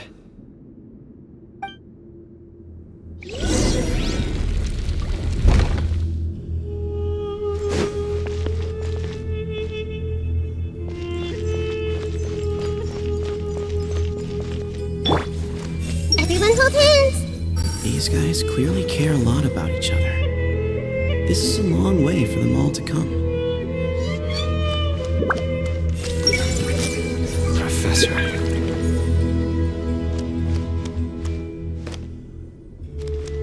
I see everything! The situation's even more complicated than I expected. I should make sure I know the way out before we go any further.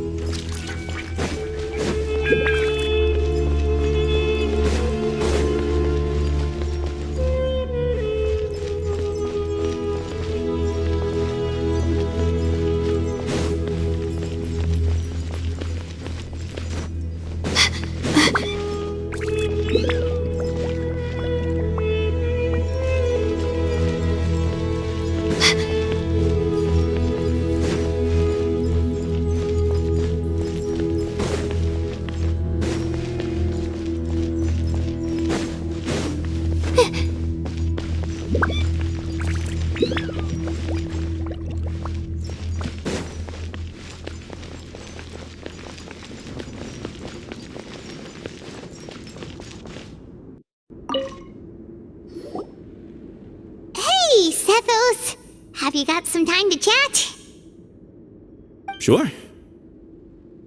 Although, I'm assuming by chat, you mean you have questions for me? I don't blame you. Anyone else would.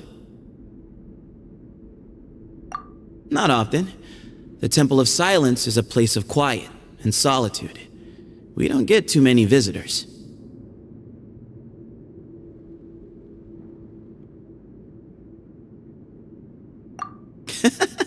What kind of question is that? He's the General Mahamatra. Everyone in Sumeru knows who he is. Right, but back at the Oasis, you can't have known who he was for sure, or you wouldn't have asked him. So, what we're really asking is, have you never seen him in person before?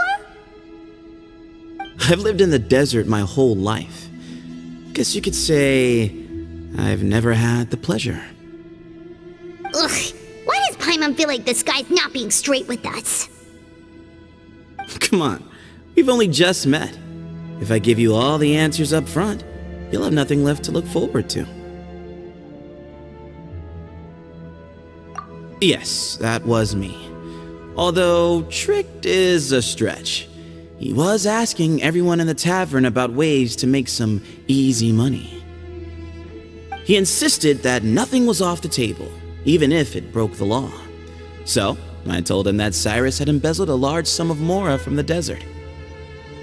So you framed Cyrus for a crime that he did not commit? No. That's not entirely true. Let me jog your memory. The letter just said that he had uncovered Cyrus's secret. It didn't say what secret that was. Of course, Uraka was a great accomplice, really. Very cooperative with a little bit of wine in him. Did exactly what he was told. And not much of an original thinker, though. It doesn't surprise me that he struggles academically. Why did Cyrus leave for the desert as soon as he received the letter? You'll have to ask him that one yourself. Certain things I can't answer for him. I'm neither judging nor defending him. All you need to know is that he recognized our emblem, and it was his own choice to take the bait. Nope. Not once. Really? I have no need to go there. Not when the taverns are full of the Urakas of this world. Besides, we're well aware of what goes on at that place. Spies? It's not as clandestine as that. The city gates are wide open. Anyone's free to walk in. You can find out all you need to know just by walking around town and hearing the word on the street.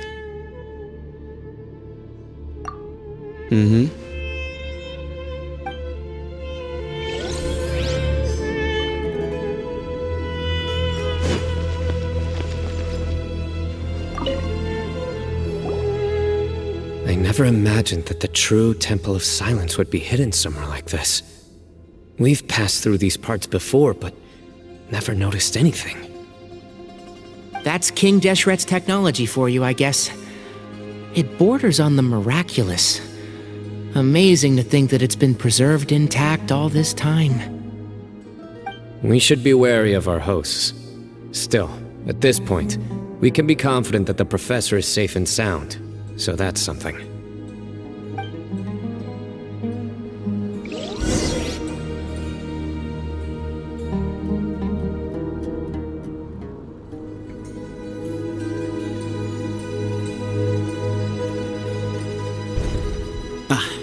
Here he is.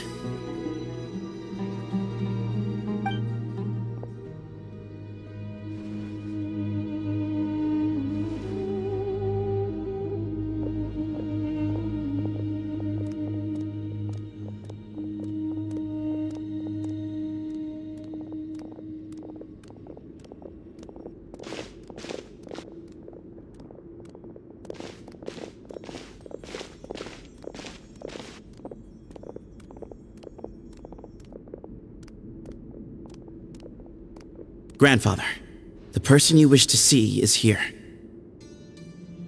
Well done, Sethos.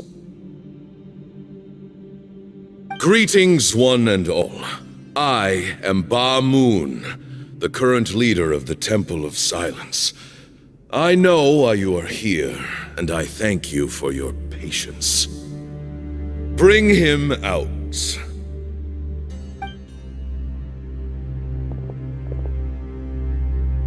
Professor! Cyrus, are you okay?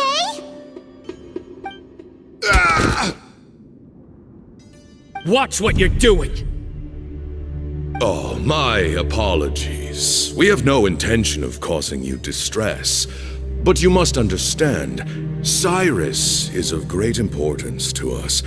We had to find a way to bring him back to us.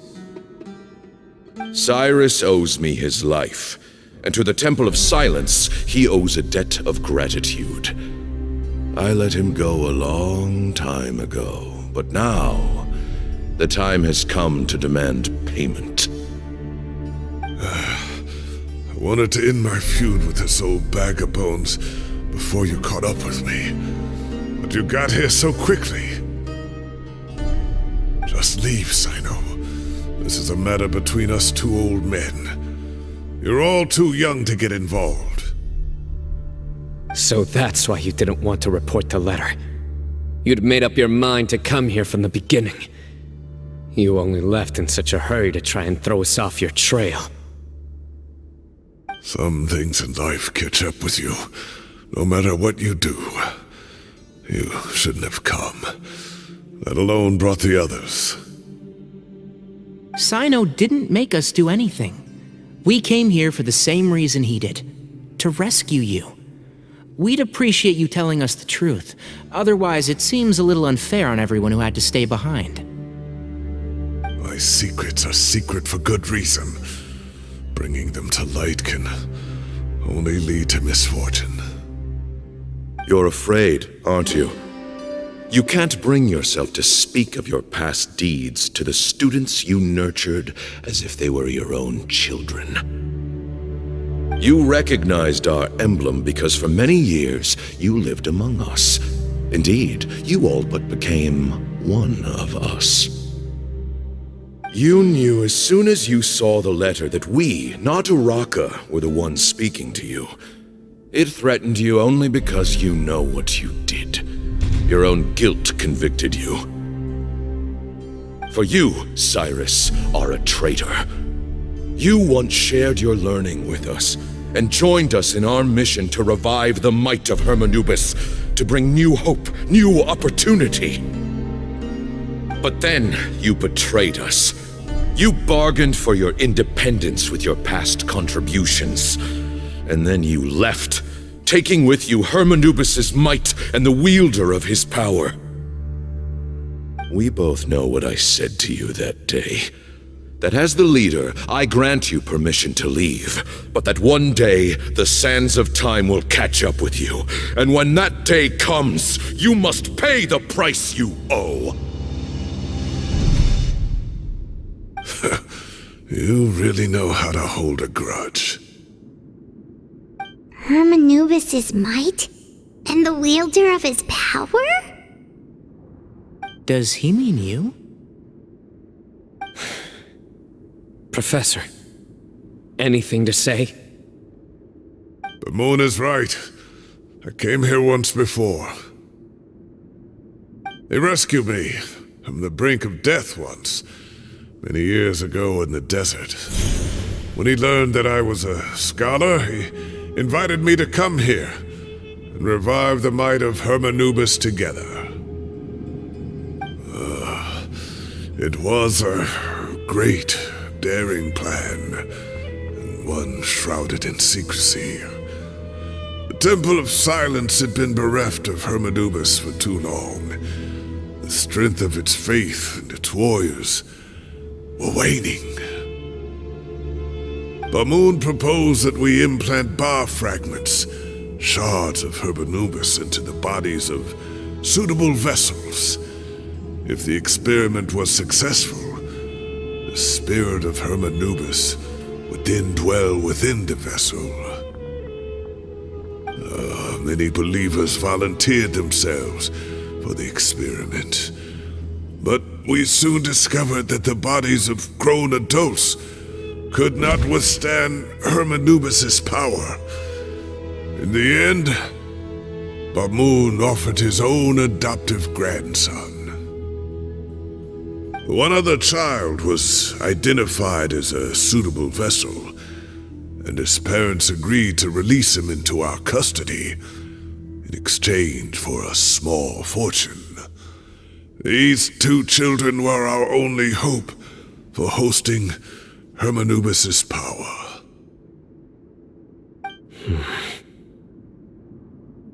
For many years, the Temple of Silence had been in possession of 2 Ba fragments from Hermanubis.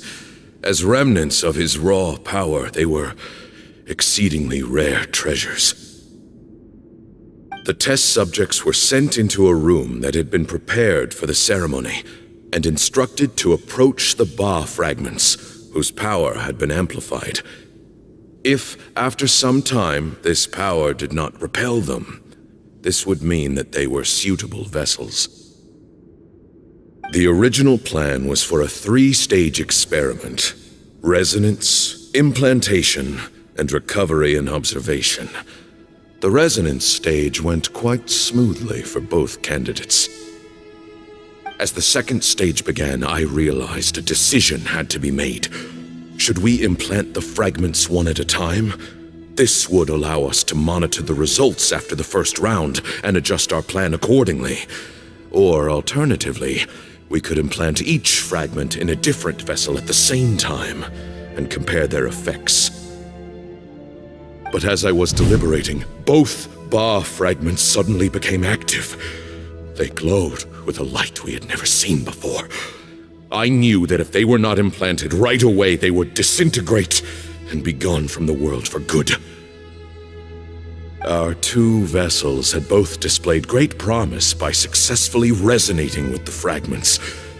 Under the circumstances, the thought of implanting both fragments into the same vessel seemed out of the question. To preserve our faith and our power, we implanted each of them with a single fragment. Ultimately, I ended the experiment and left, taking one of the children with me. In recognition of your past contributions, I chose not to send someone to hunt down and kill you both.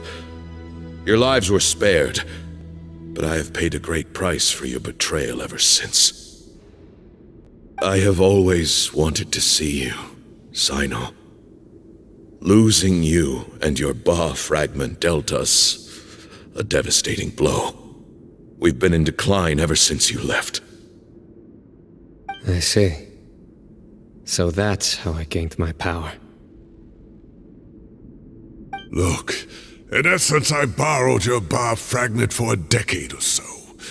And now you are seeking justice. If you want to take my life, then so be it. I'm an old man now anyway. But you cannot lift a finger against Cyno. He is the General Mahamatra. Your actions would be seen as a declaration of war against the Akademiya. I'm sure you don't remember anymore, dear Cyno, but you've met us all before. You were so young then, when we all gathered around and celebrated the revival of our Lord. You and he, Sethos, you were our final hope. You'd like me to return my power? As a follower of Hermanubis, I have allowed this power to remain in the rainforest for far too long. Now, it is time to reclaim it. That power is not yours to reclaim. Cyno was chosen by the gods. You cannot take what they have bestowed. You are wrong. Cyno was chosen, but he was not the only one. My child, Sethos, has the same gift as he. So those are your terms for freeing the professor? Despise me all you want. My sins are my own. The Temple of Silence is an innocent party. It is because of my foolishness all those years ago that the temple's glory has waned. And now I must take responsibility for the decision I made back then. So what you're saying is, the power of one Ba fragment is not enough? You're asking me to return the one in my possession, so it can be implanted in him instead? Divine power causes great suffering to those who wield it. How do you know that Sethos would be able to withstand it? He is no longer a small child. But regardless, this burden is ours to bear, and your objections mean little given that you turned your back on us long ago.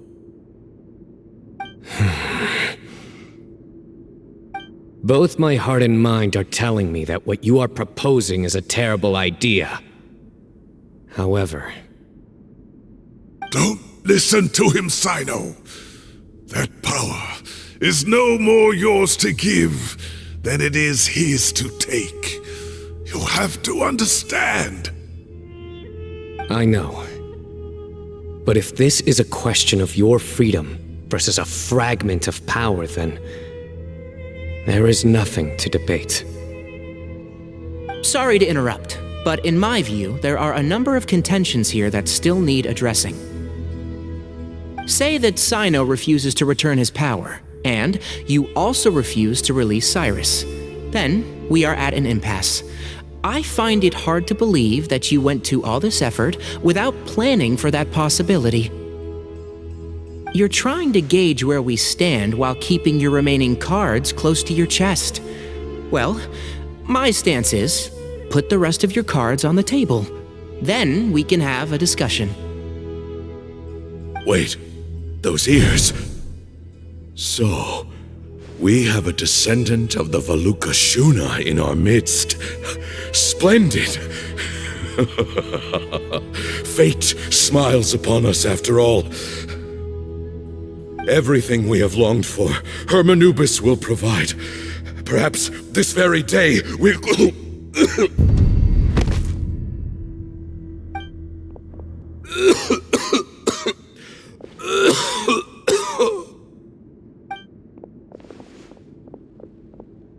Why is he coughing so much? He looks like he's in really bad shape.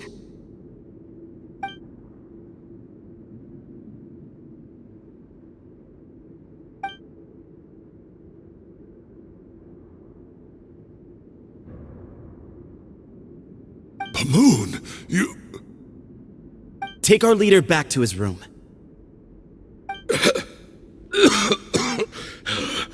Sethos, you must... Grandfather, I know what you wish to say. Leave this in my hands.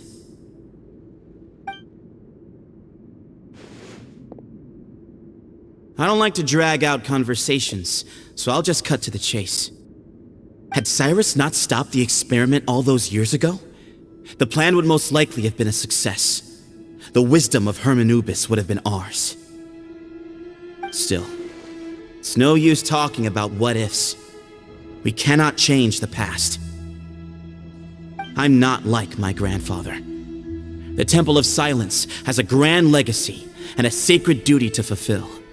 So it's somewhat inevitable for the leader to have an inflated sense of self. But I see things a little differently. I don't believe the temple has the same stature that it once did. Time has worn away at its prestige and changed things almost beyond recognition. So I'm not going to force your hand. You're all free to leave. Except for Cyrus. My grandfather gave him his chance once, and now I'm giving the rest of you yours. You have courage and wise judgment, kid. Reminds me a lot of Paimon in his younger years. I truly wish that the temple would take an objective look at the Akademiya of today. You've been to the city yourself. I'm sure you've seen that much has changed for the better.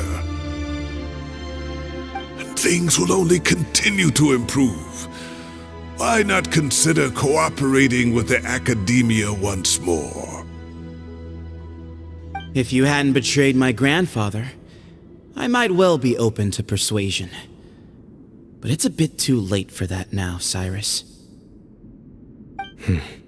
Tighnari made a good point earlier. He said there has to be more to your plan than this, and I agree. All you and Ba Moon are after is the Ba fragment. The professor will accept whatever fate you deem fit for him out of a sense of guilt. I am the one who has a choice to make. And that's how it was always going to be. Ultimately, you want to trade the Ba fragment for the professor, correct? I'm glad to see you're giving it some serious consideration. I won't forsake my professor, nor do I intend to run from a problem that I must face sooner or later. Give me one night to make my decision. That works. Then I'll be waiting to hear your verdict, Cyno.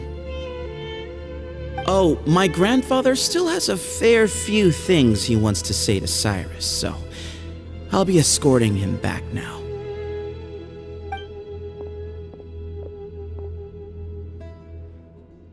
Are you sure about negotiating with him? I need to think this through. Everyone, let's meet again later tonight. Until then, take some time for yourself. Alright, well, don't put too much pressure on yourself, Cyno. If you need any help working things out, just come and find us.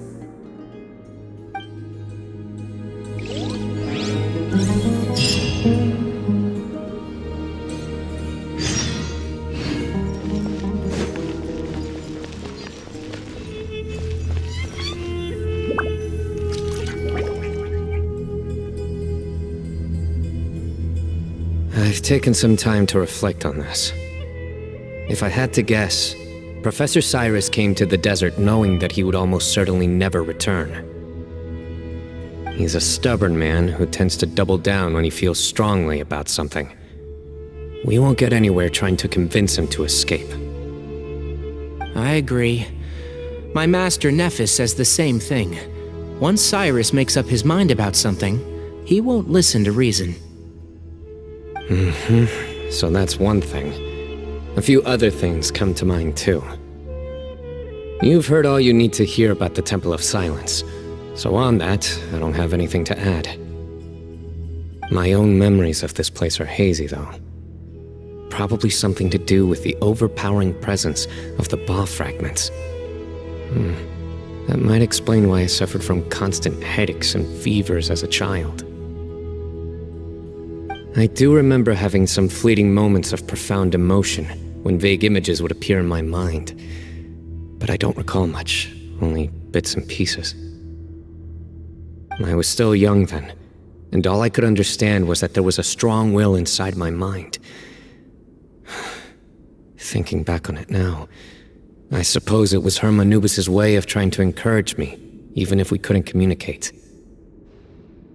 The power that came to inhabit my spirit was probably one of the cornerstones of their whole faith. So if the will and might of hermanubis is a real, intangible thing, and they are its rightful worshippers, then... You're not gonna give in to their demands, are you? Surely there has to be another way! No. I have no intention of returning it. I need this power to protect Sumeru. But the temple has the right to make the final decision over its fate, since it belongs to one of the 7 pillars of King Deshret. So I will challenge them head-on, and win the right to wield this power for myself, fair and square. This reminds me of something Alhaitham mentioned to me just before we left. He said that the Temple of Silence was originally founded by the ruling elite of the day. Traditionally, such organizations are bound by a strict and ancient code of nobility. Kaveh has made similar observations about the desert tribes from his work trips there. He says many of them have their own internal rules. They talk about the importance of never dishonoring their tribal bonds, or the rules laid down by their ancestors. I think we could turn that to our advantage. Go back to them with a proposal of our own. Wow, and just like that, we've turned the tables on them. Looks like we have the same idea. Turn it back on them now while we still can, in terms that they cannot refuse. That's how we win this. Great. And I know just how to start the conversation. Let's go find Sethos. We'll tell him that I know a thing or two about medicine and would like to take a look at his grandfather's condition.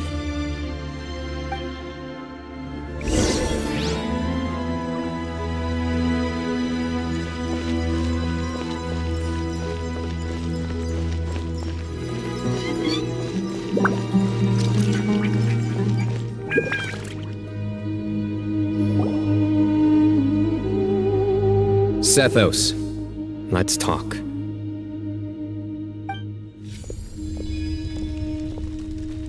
Have you made up your mind? We'll get to that, but first, I have some degree of medical training, so I was wondering if you might let me take a look at your grandfather?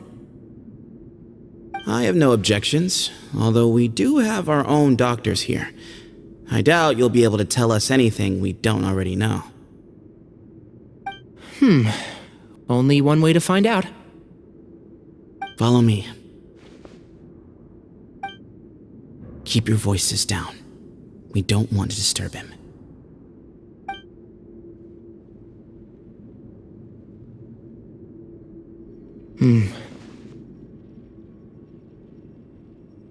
Let's talk outside.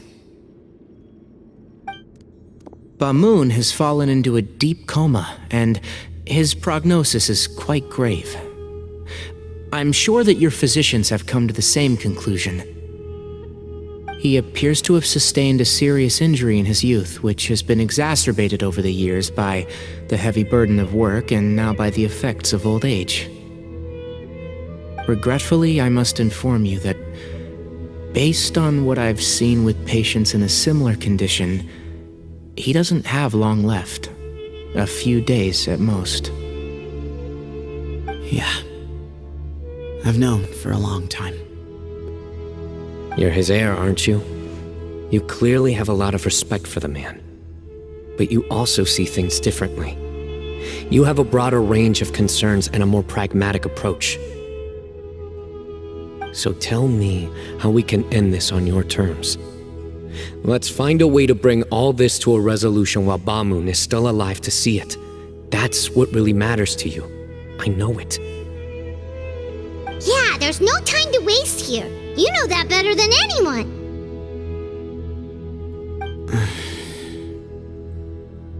You know, the two of you are actually in a very similar predicament right now. Both of you have a very different perspective from the men who raised you. Right, and you didn't create this situation. They did, but somehow you've ended up having to make the tough decisions. You're right. We both look at this problem very differently than the people we inherited it from. I accept, Cyno. This all began because of Hermanubis, so let's end it with the rite he himself created. Legend has it that when Hermanubis first arrived in Tuletula, he sparred with the city's residents. He and his two companions proved their mettle by fighting over several days, winning the support of many fine people. That group of supporters were some of the first members of the Temple of Silence, and the sparring matches were enshrined as one of our founding rites, the rite of duels. It's where it all began. Sounds very fitting. I'm in. As a fellow vessel of Hermanubis, your ties to the Temple of Silence run deep. So I will permit you to participate in this rite, along with your chosen companions. 3 against 3. Sounds good. However, I have some additional terms. As the challengers, you must win all 3 of your fights to win. And Cyno, both of us must put our Ba fragment on the line. The winner takes them both. Letting Cyrus leave with one of the Ba fragments was a mistake, made by my grandfather out of pity. It is a long-standing issue that must be addressed for the Temple of Silence to move forward. I can make no concessions on that front. None needed. We're on the same page. If I win, the Temple of Silence must release Cyrus and consider this past dispute resolved. If you win, I'll return my power to you. It's a deal. Then let's meet at the ceremonial hall tomorrow evening, 8 o'clock.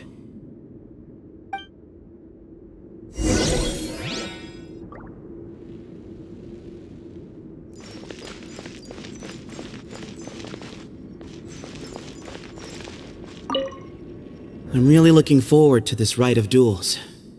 It'll be one for the ages. Not just for the sake of the Ba fragments, but for many other people as well. Grandfather.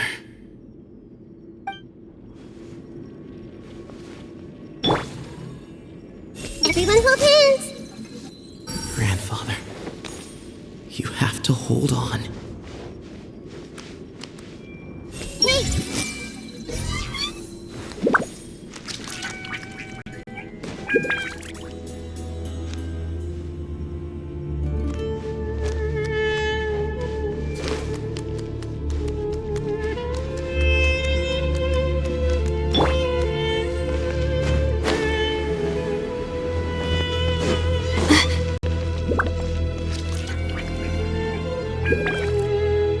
Well, after how that went, there's definitely no turning back now. There never was.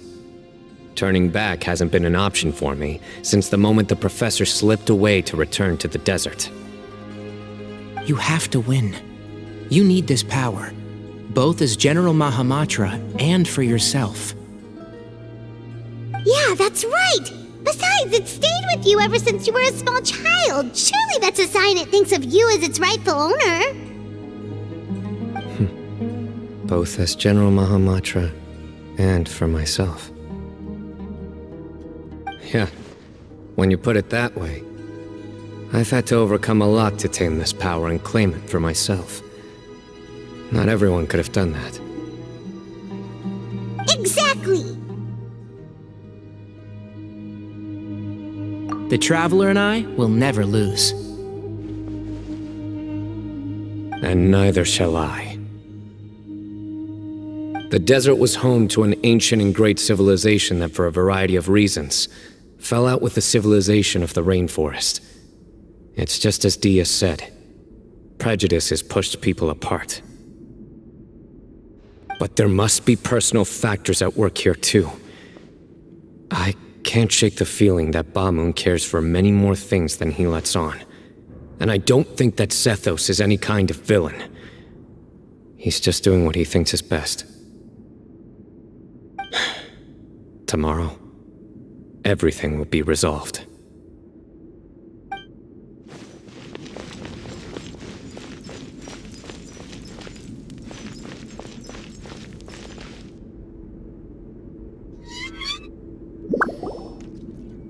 We gather on this day to perform once more the rite of duels, with the greatest of all sages, Lord Hermanubis, as our witness, for his power and authority is present in our midst. This is our most sacred of ceremonies, and no disruption from the audience shall be tolerated. It is incumbent upon all to observe the duel with the utmost respect and reverence throughout the proceedings. Representing the Temple of Silence, the Defenders.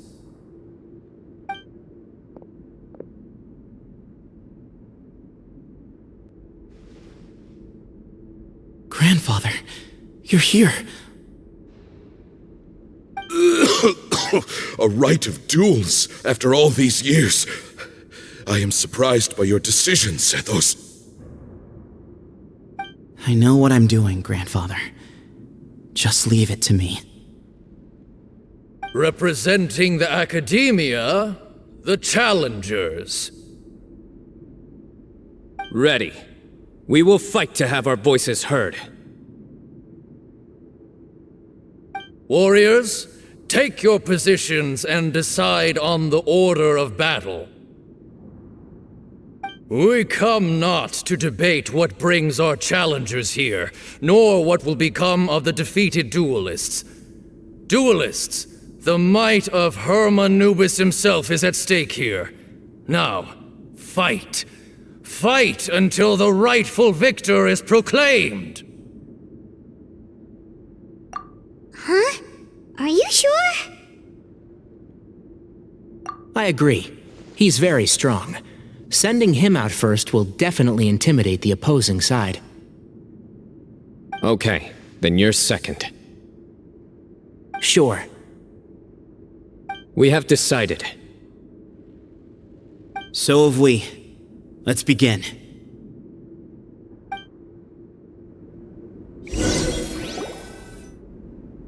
Duelists of the first bout, please step forward.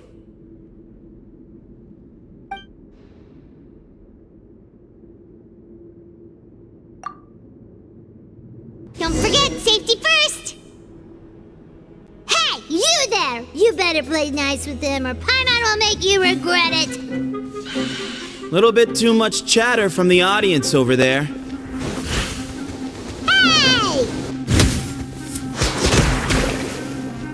Hey! Germinate!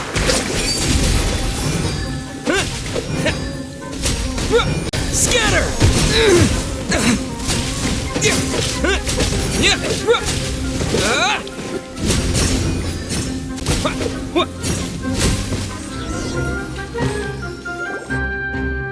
A swift end to the first bout. I now invite the duelists of the second bout to please step forward. When you're both ready, you may begin. Let's begin. Watch out! He drank plenty of water before the bout, so he should be fine. Nip that in the bud. Keep up.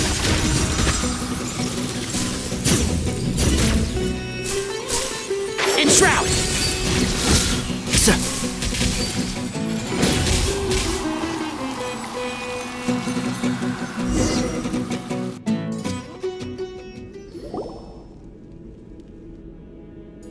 Thus ends the second bout. We will now move to the third bout. Duelists, please step forward. I'm ready. So am I. This is the final stage of the rite. I remind you both that the terms you agreed upon in advance are binding. When you're both ready, you may begin.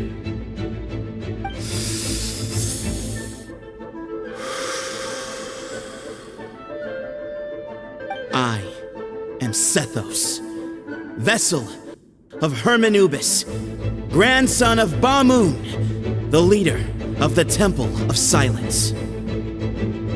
For many years, we have kept our covenant with Lord Hermanubis by guarding the secrets of King Deshret. And even in our darkest hour, when we could not see a way forward, we chose not to abandon hope, but to embark on a brave new experiment so that we might prevail. We earnestly sought Lord Hermanubis' wisdom and power, longing to see his spirit and his light descend upon us. Now, I will fight to become the rightful wielder of that power! I am Cyno, General Mahamatra of the Akademiya, student and successor of Cyrus, the Sage of Spontamod. I fight in defense of my power, my professor, and my nation. And you. I think you left some things unsaid. This is a sacred duel, and Hermanubis is watching. So bare your soul.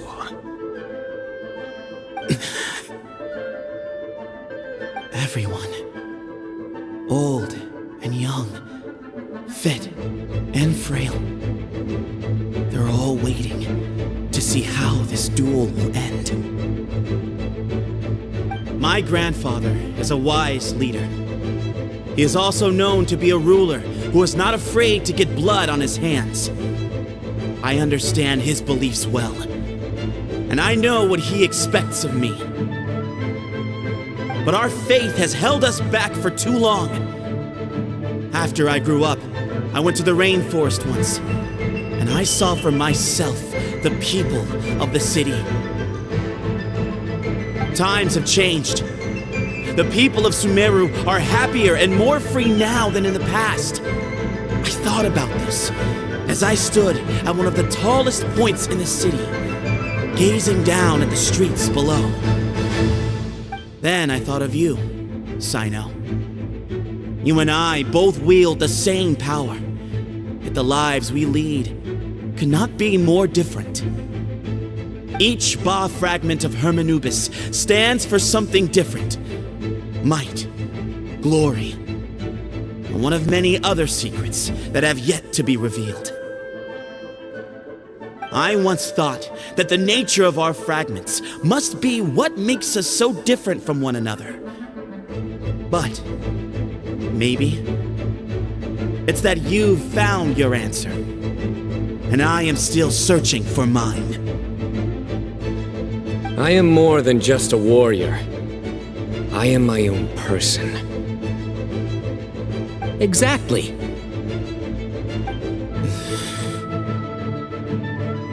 The name Hermanubis has left its mark on both of us, shaped the course of our lives. We are his vessels, and yet we are more besides. So show me your answer, Cyno. Show me I can be more than my faith, more than the power I wield.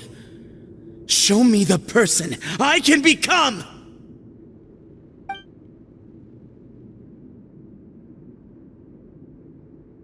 Bring it on!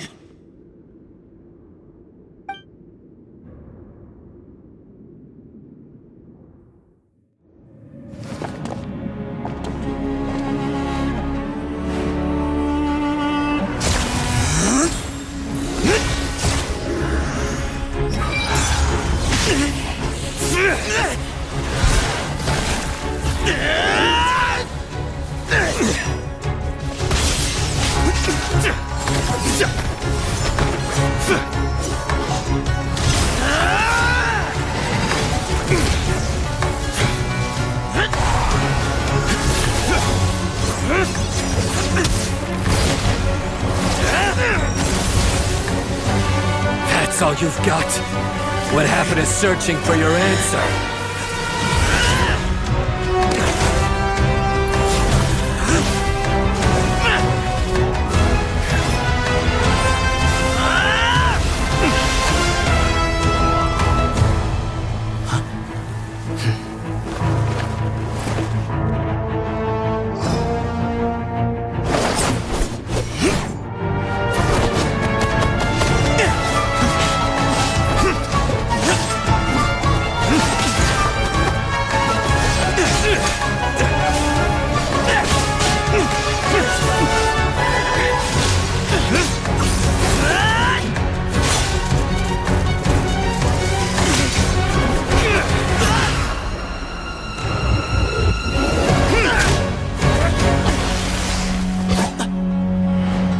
Fight's over. Do you yield? You won. Well then, looks like you found your answer.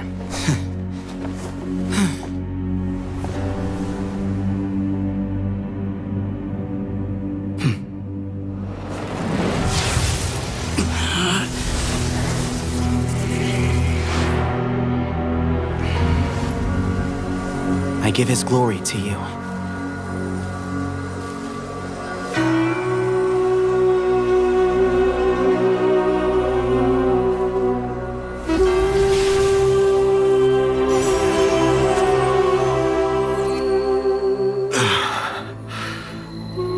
I've seen that light. That is the light of our Lord, the great Hermanubis, priest over all other priests. His spirit dwells within that lightning, and his will lives on. Once a warrior of Teynar, he emerged from the barren desert sands to serve the god king al-ahmar. After the death of the god king, Hermanubis gathered his followers and the Tynarian priests and led them to the city of Tula. There, they founded the Temple of Silence, and from that day forth, we became stewards of all knowledge that survived from King Deshret's civilization. Barely a century passed before war ravaged the desert. One by one, Eremite leaders took up arms against each other in battles that would devour what little remained of their civilization. Only the wise city of Tula was spared under the guiding hand of the Tynarians. But peace did not last. Coveting the knowledge of King Deshret, the beasts set their eyes on Tula. The king of Gurabad laid siege to the city and ordered the sages to surrender to him the Temple of Silence as proof of his victory. The ruling elite colluded with their oppressors, betraying the temple so as to hold on to their rule over the city. They declared that the knowledge guarded by the temple was the true cause of corruption. These were dark days, and we faced enemies on all sides. Our Lord had long since exhausted his strength, keeping the forbidden knowledge introduced by King Deshret at bay. To ensure the temple's continued survival, he broke his being into many pieces and began the ceremony of Hermanubis' legacy, bestowing his power upon his mortal followers. With this power, the temple was able to defeat the tyrant's army. Yet, we were not hailed as heroes. Strange and unfamiliar as this power was, it struck fear into the people's hearts and drove them to reject us. In the end, the people of the temple and the Tula Tynarians left the city for good and made their way to the rainforest. What followed next was inevitable. The elite of Tula fell and were decimated. War engulfed the desert. And we wandered from place to place, always in hiding, all the while keeping close watch over our secrets and staying true to our mission. Betrayal forced us out of the desert and into the forest. Then mistrust drove us from the forest into the desert once more. We have lived in exile for far, far too long. Yet, today, the Temple of Silence has borne witness to the glory of Hermanubis once more. Thank you.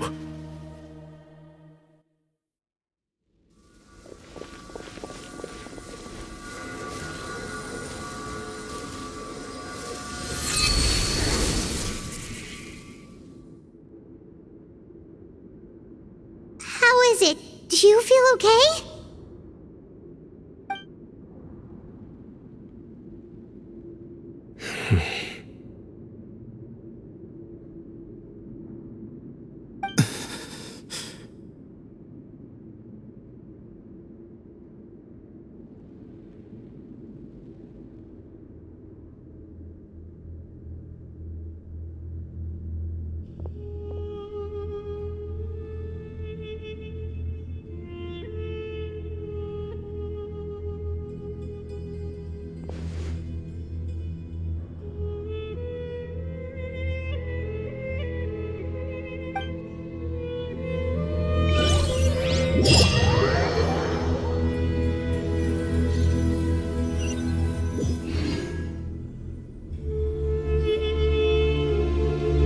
Grandfather.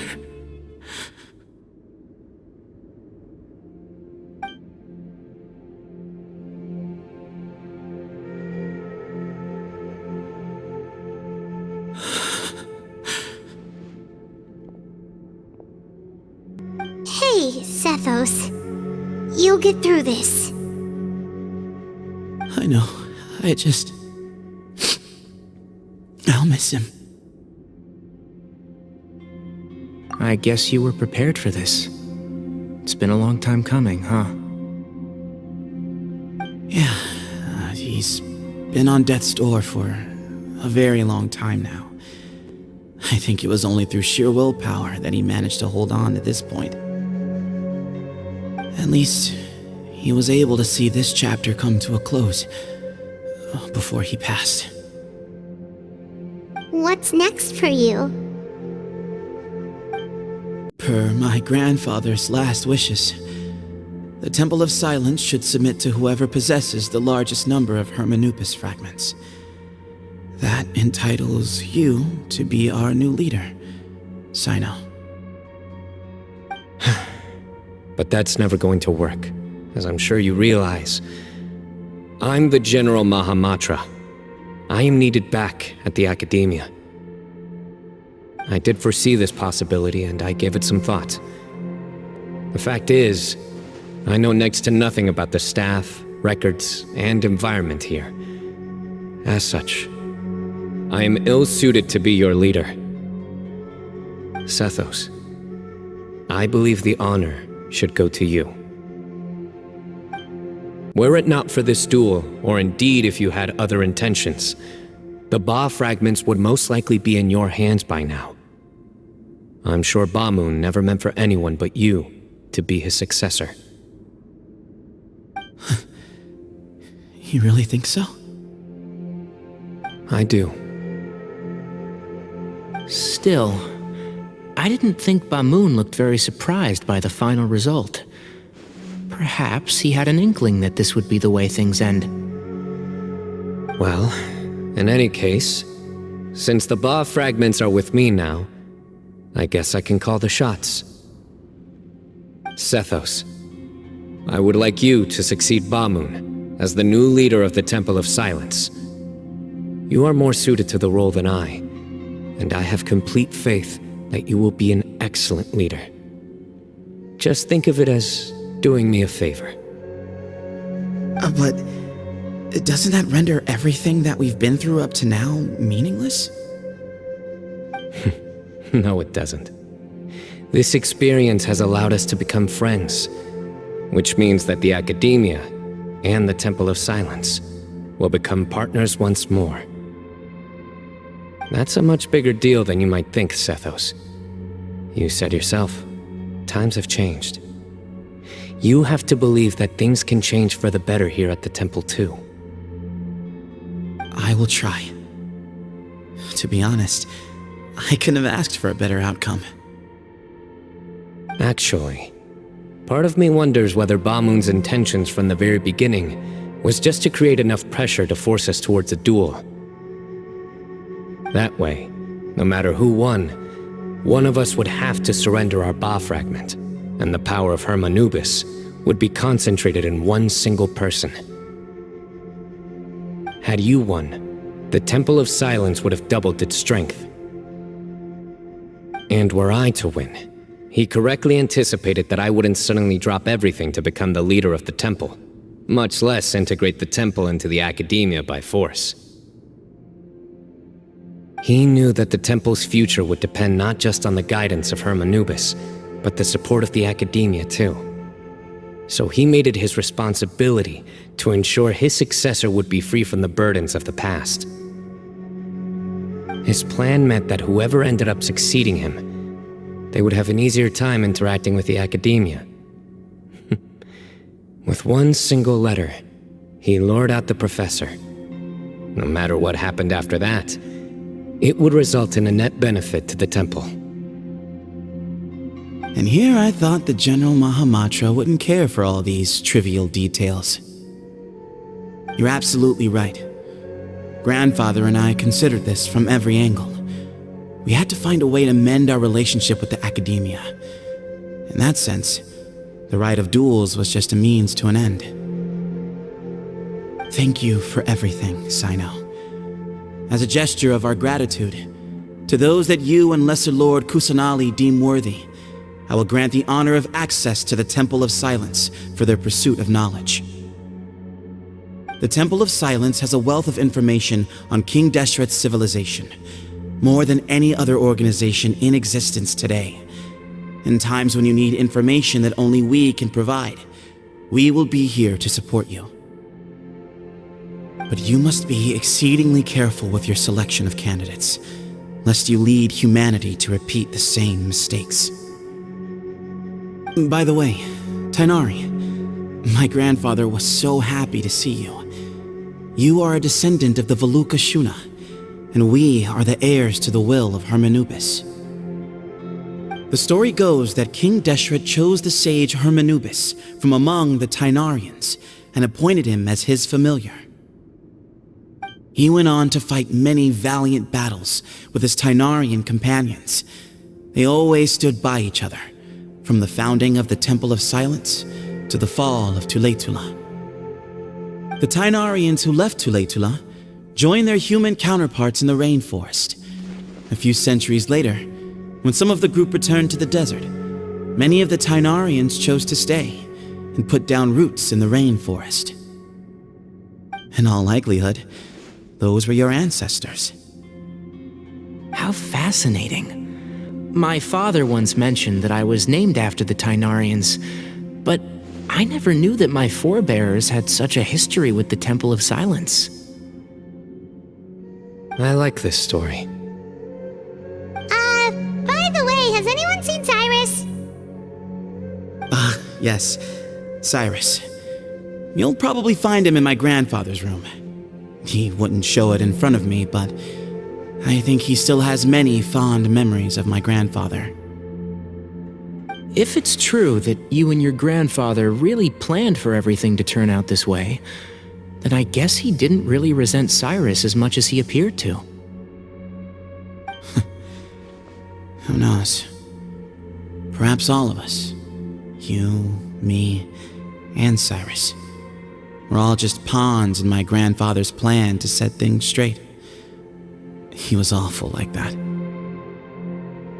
Someone's got to make the decisions when history is at a crossroads. I will make a detailed report on all of this to Lesser Lord Kusanali, and arrange for an official delegation from the Akademiya to come and meet you in the desert. I'm sure you'll have lots to attend to in the days ahead, but once things return to normal, please come and visit the rainforest again. You should stay for a few days this time, and start to build some relationships. If we're going to work together, both sides have to get to know one another better. I will. All right, well, bye for now, everyone. I'll be seeing you. See you soon. Come hang out with us anytime.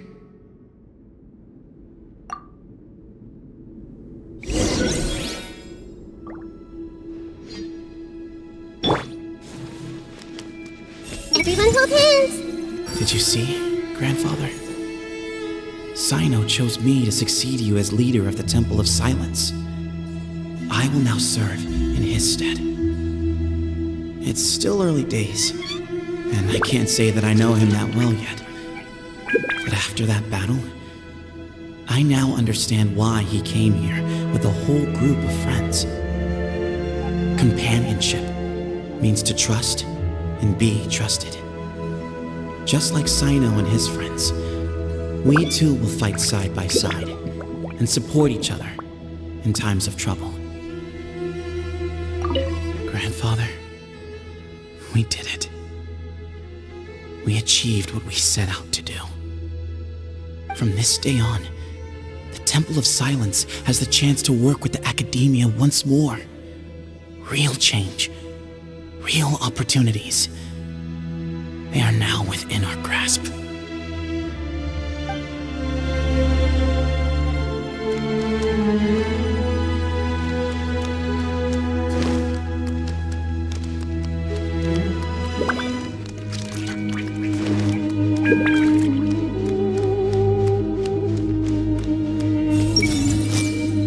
All these years, I've felt like I'm still young. I still have lots to look forward to in life. But now, I suddenly feel...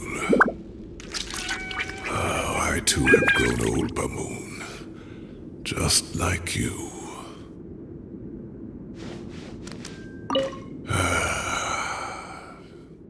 The people of the desert are stubborn folk, fiercely loyal to their heritage. Even if it means suffering years of hardship and pain. Oh, you said this yourself. But why did you feel the need to go this far? You never were the fearsome leader you made yourself out to be, Paimon. Being stubborn and unyielding is bound to send you to an early grave.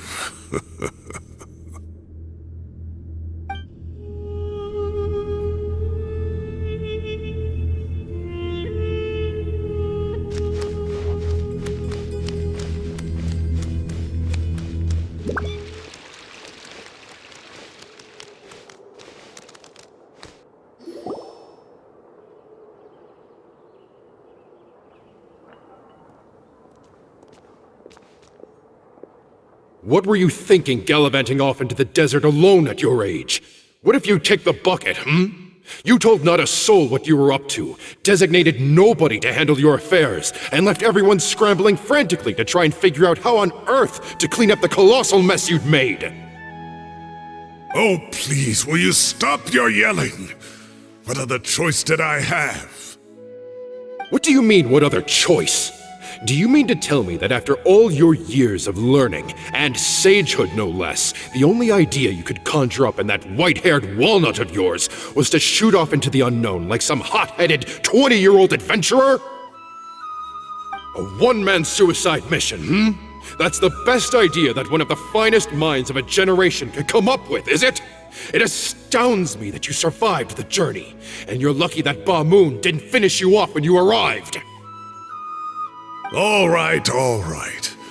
Honestly, the way you're going off on me, it's like you wish you'd been there to lend him a hand. Does it mean nothing to you that I'm your colleague and former classmate? I've got nothing more to say. What's the point of berating an old bag of bones? What do you mean, bag of bones?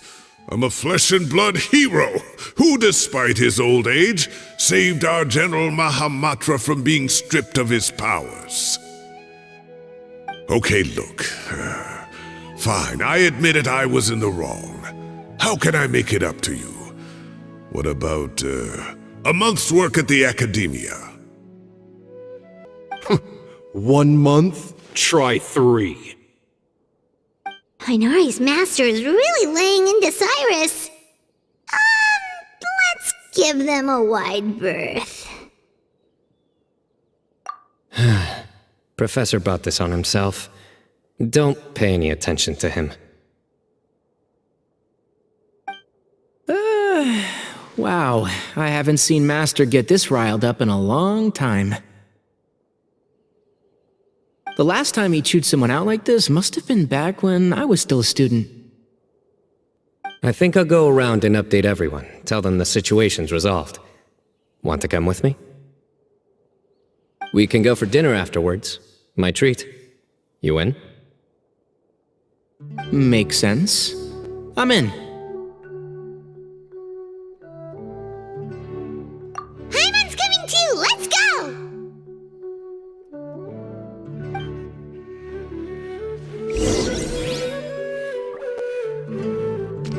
Hey! Nevitz thinks he's getting a single day of free labor from me. He's got another thing coming. Everyone hold hands! I should have asked him to come help out at work much earlier. That would have kept him out of trouble and avoided this whole debacle. You'd better start packing your things. Report for work first thing tomorrow morning. I'll be waiting for you. What about my allowance? Oh, and is lunch covered? How about dinner? Don't push your luck. Let's not forget who is compensating whom here. Hey, man's gotta eat. Help me figure out something for lunch at least. I'm counting on you.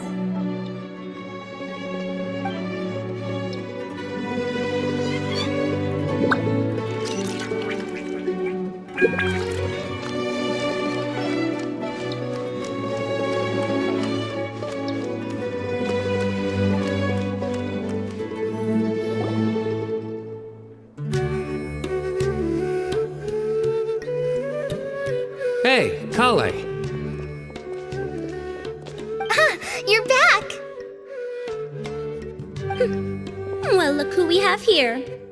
Would you mind explaining to me what has been going on this past few days? I heard you all ran off into the desert and got embroiled in a major catastrophe. All taken care of. That does not answer my question. How could you be so careless? That goes for you as well. Yes, and you too. When you run into problems, you really ought to ask for help, you know? I've been around the block. Don't you think it would have made sense to involve me? And let's not forget, I know the desert like the back of my hand. Now would not be a good time to attempt to argue with Faruzan. You're right. Mm-hmm. It's not the first time that I've had to talk to you about this sort of thing either. You need to learn that there are times when the right thing to do is get a more experienced member of staff involved. Do I make myself clear? Because if you don't, Collei, please do something. He's giving me the signal. All right, guess it's time to play my ace in the hole. Say, Madam Faruzan, I can see you're pretty upset, but, I was just wondering, remember that time you offered to give me a tour of the Akademiya? Does that offer still stand? Huh? Wait, did I hear that right? Collei, you remember? Wonderful. Well, of course the offer still stands. Come on, Madam Faruzan will show you around the old classrooms.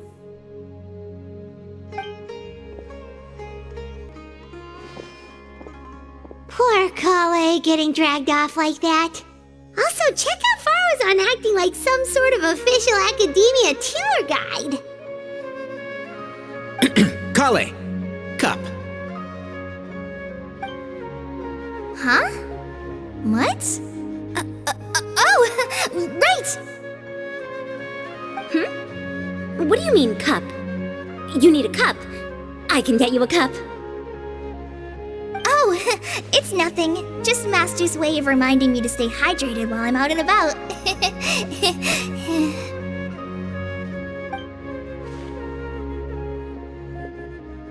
It's code for let's reconvene at the cafe. Tighnari and I used it while we were in school, and it's become something of a family tradition now. Oh, that's kind of fun. Mm-hmm. 2 people left. Let's bring them along too.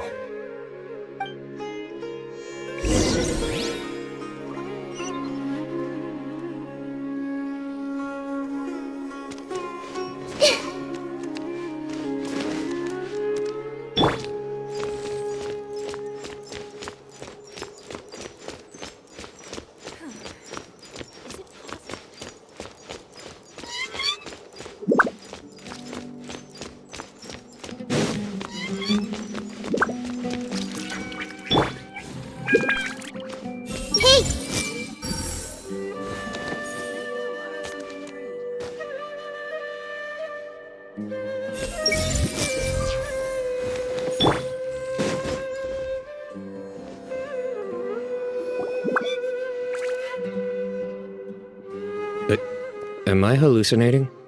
Or do I see Kaveh and alhaitham engaged in diligent studying? We're just reorganizing all the books we used. Look, there's a whole mountain of them. There's no rush. Nobody reads these books anyway. My sincere thanks to you both. Yes, with your help, we resolved the issue rather swiftly and painlessly. And the outcome was better than we could have hoped for.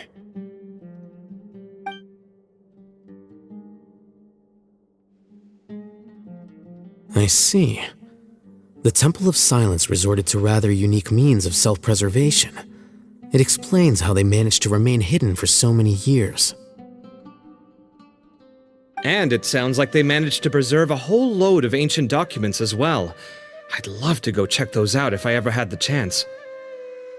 That day will come. The Temple of Silence is a hugely important organization, and we'll be sure to maintain good relations with them in the future. Now, as a token of my appreciation, I'd like to treat everyone to coffee.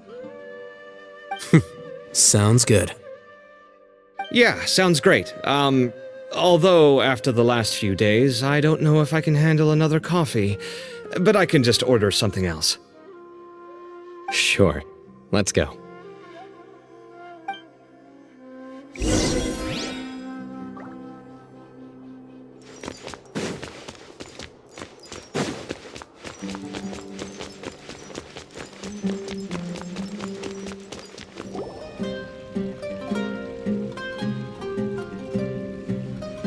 And then the Traveler just pounced on their opponent and knocked him right out cold.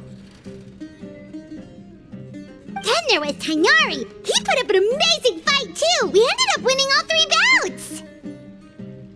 Whoa! Part of me wishes I'd been there to see it, but I'd have been biting my nails off worrying about you guys.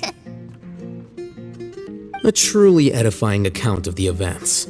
Bereft of detail, but it has livened up the room all the same. Hey, Paimon included all the juicy details. The Traveler just pounced and then waved their sword like this, then spun around and blocked. Despite winning 3 bouts in a row, you still ceded the position of leader to him. That's very dignified of you, Cyno. Of course. Being dignified comes with being a true champion. I got to be a champion too for once. I've not sparred much with desert folk before. It was a pretty unique experience. Yeah, huge place! It felt like something right out of an epic poem. Imagine this. It was like there was... Maybe save that one for later, Paimon. Dessert's here.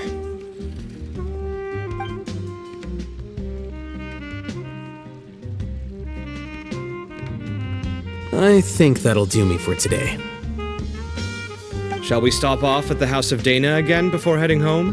We should probably finish putting all those books back. My thoughts exactly. See you around. I should get going as well. See you all later. Make sure you get some good rest tonight. I need to go say thanks to the Core 30 for their help. Also, Sir Nephis says he wanted to introduce me to some of the Akademiya's work processes. So, I gotta dash too.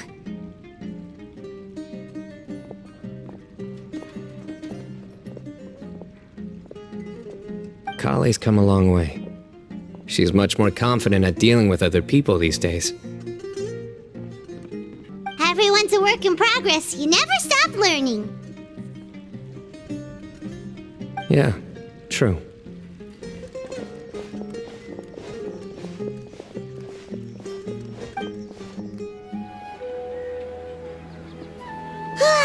That was good. It feels like everything's finally wrapped up now.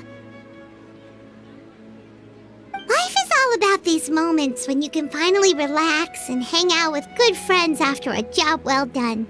And also, those desserts Cyno got, they were really good. Paimon definitely needs more of those in the future.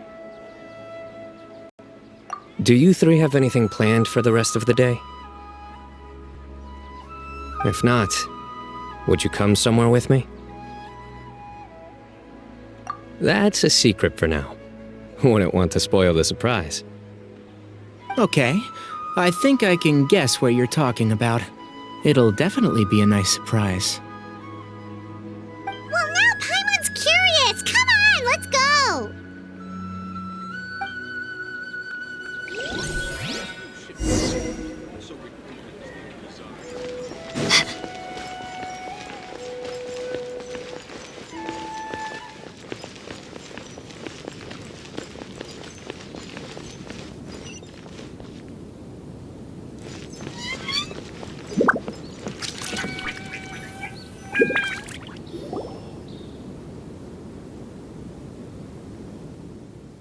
Been a while since I last made my way up here.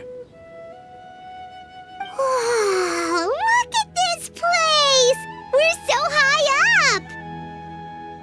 Need any help?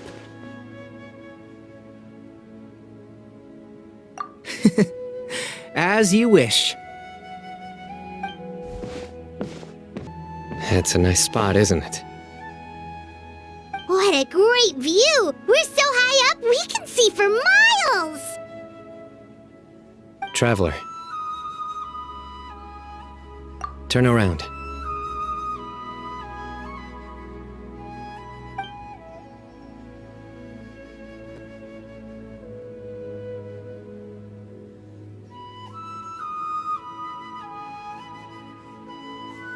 This is my secret base.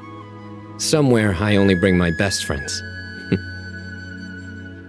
When I was a student, I used to slip away and climb up here all the time, just to clear my head. I was quite young then, and hadn't made too many friends yet. Back then, I had a lot of the same questions that Sethos was asking. Who am I? Why do I have this power? And what should I be fighting for? Our gifts help us to find our rightful place in the world. That was my experience. And I'm sure Sethos will figure things out in his own time, too.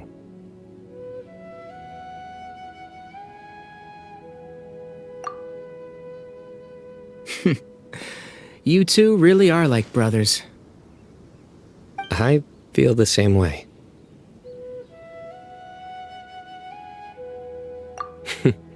Of course. I see no need to be humble when it comes to the facts. I still remember one time when we came up here to chat and do our homework. Cyno accidentally dropped a fruit. Luckily, he has fast reflexes, so he caught it just in time. That was the one and only time. Nothing will ever slip through my fingers again. Those were good times. I kinda miss the student life. You know, Paimon really shouldn't be able to imagine Cyno doing something like that, but for some strange reason, the mental image is coming through clear as day. Then make it stop. There's somebody there. It's Professor Cyrus. You guys carry on without me. I'll be right back. Okay. Huh? Hey, you're not supposed to jump down! Be careful! Oh my days. I can't believe how stupid I look in this one. Professor, what are you muttering to yourself about? Cyno, just the man I'm looking for. Guess what I found in some old notebooks? Some old photos? Can you believe it? This notebook was just sitting in a pile of odds and ends in the sage's office. I must have forgotten to take it with me, and no one's touched it since. It was still right there. I was at the Akademiya earlier to discuss my workload with Nephis. I swung by the old office to have a look around and just happened to cross it. Well, time flies. Look how tiny you are in this picture. Still a kid. You look quite young yourself in that one. Ah, it's this one. I remember that. Lisa took it, didn't she? Yep. Looks like her work, all right. Who else could have found just the right angle to make me look so unbelievably hideous? And this one. Looks like we're both dozing off. Oh, cheeky girl, taking secret photos of us without our knowledge. Is there something you'd like to say to me, Professor? Like what? Like, these are good photos, aren't they? Hey, at moments like this, I hardly know where to begin. I can't pretend I'm a good person. Bamoon had every reason to despise me. And well, so do you if you feel the same way. Don't be ridiculous, you old codger. Is that not what you wanted me to say? Oh, I've dreamt of that place many times after leaving the desert. Sometimes I've dreamed that I was doing research with them again. And other times, I dream of the day they saved my life. Oh, it was one of the happiest times of my life. We all learned so much from one another. You've matured so much over the years, Cyno. Since you're my professor, I should save you some face by not calling you out on all the non-answers you just gave. So, I will do the right thing and keep my mouth shut. Good thinking. Take your own advice next time. Seriously, why bully an old man like me? I thought heroes were supposed to be gracious. Hey, wait, how did I not notice this one earlier? Lisa strikes again. Just how many did she take? Look how cute you were when you were little. I remember how well-mannered you were back then, too. Yeah, and look how serious and professional you used to be. Oh, I can't compete with you anymore. First you get better than me at the deadpan jokes, and now you're besting me at those little quips too. Don't say that. I still have a lot of respect for you. That's more like it. Hey, what would you say to meeting up with Lisa again sometime? I'd like that. Let's find a time and pay her a visit in Mondstadt. All right, I'll add it to my schedule. Let's go next week. Wait, no. Next week is the tomato growing competition. I have got to beat Zaha Hadi. Or you could find a real hobby, Professor.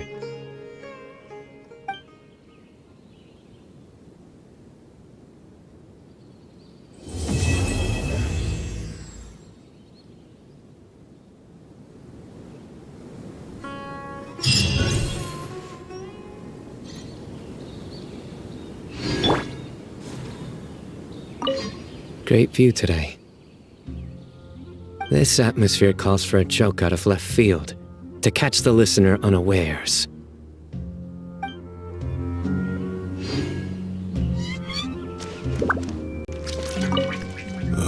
Time has passed too quickly. The children have all grown up. But it turns out grown-up kids are no use. When Nephis comes after me, Cyno still can't do anything to protect me. Oh, that boy.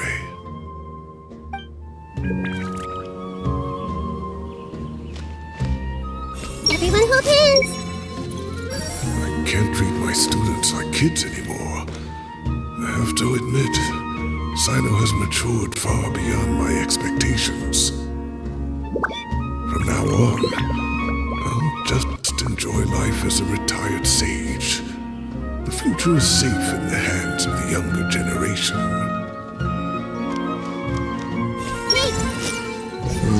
Joke. How do I make this a joke?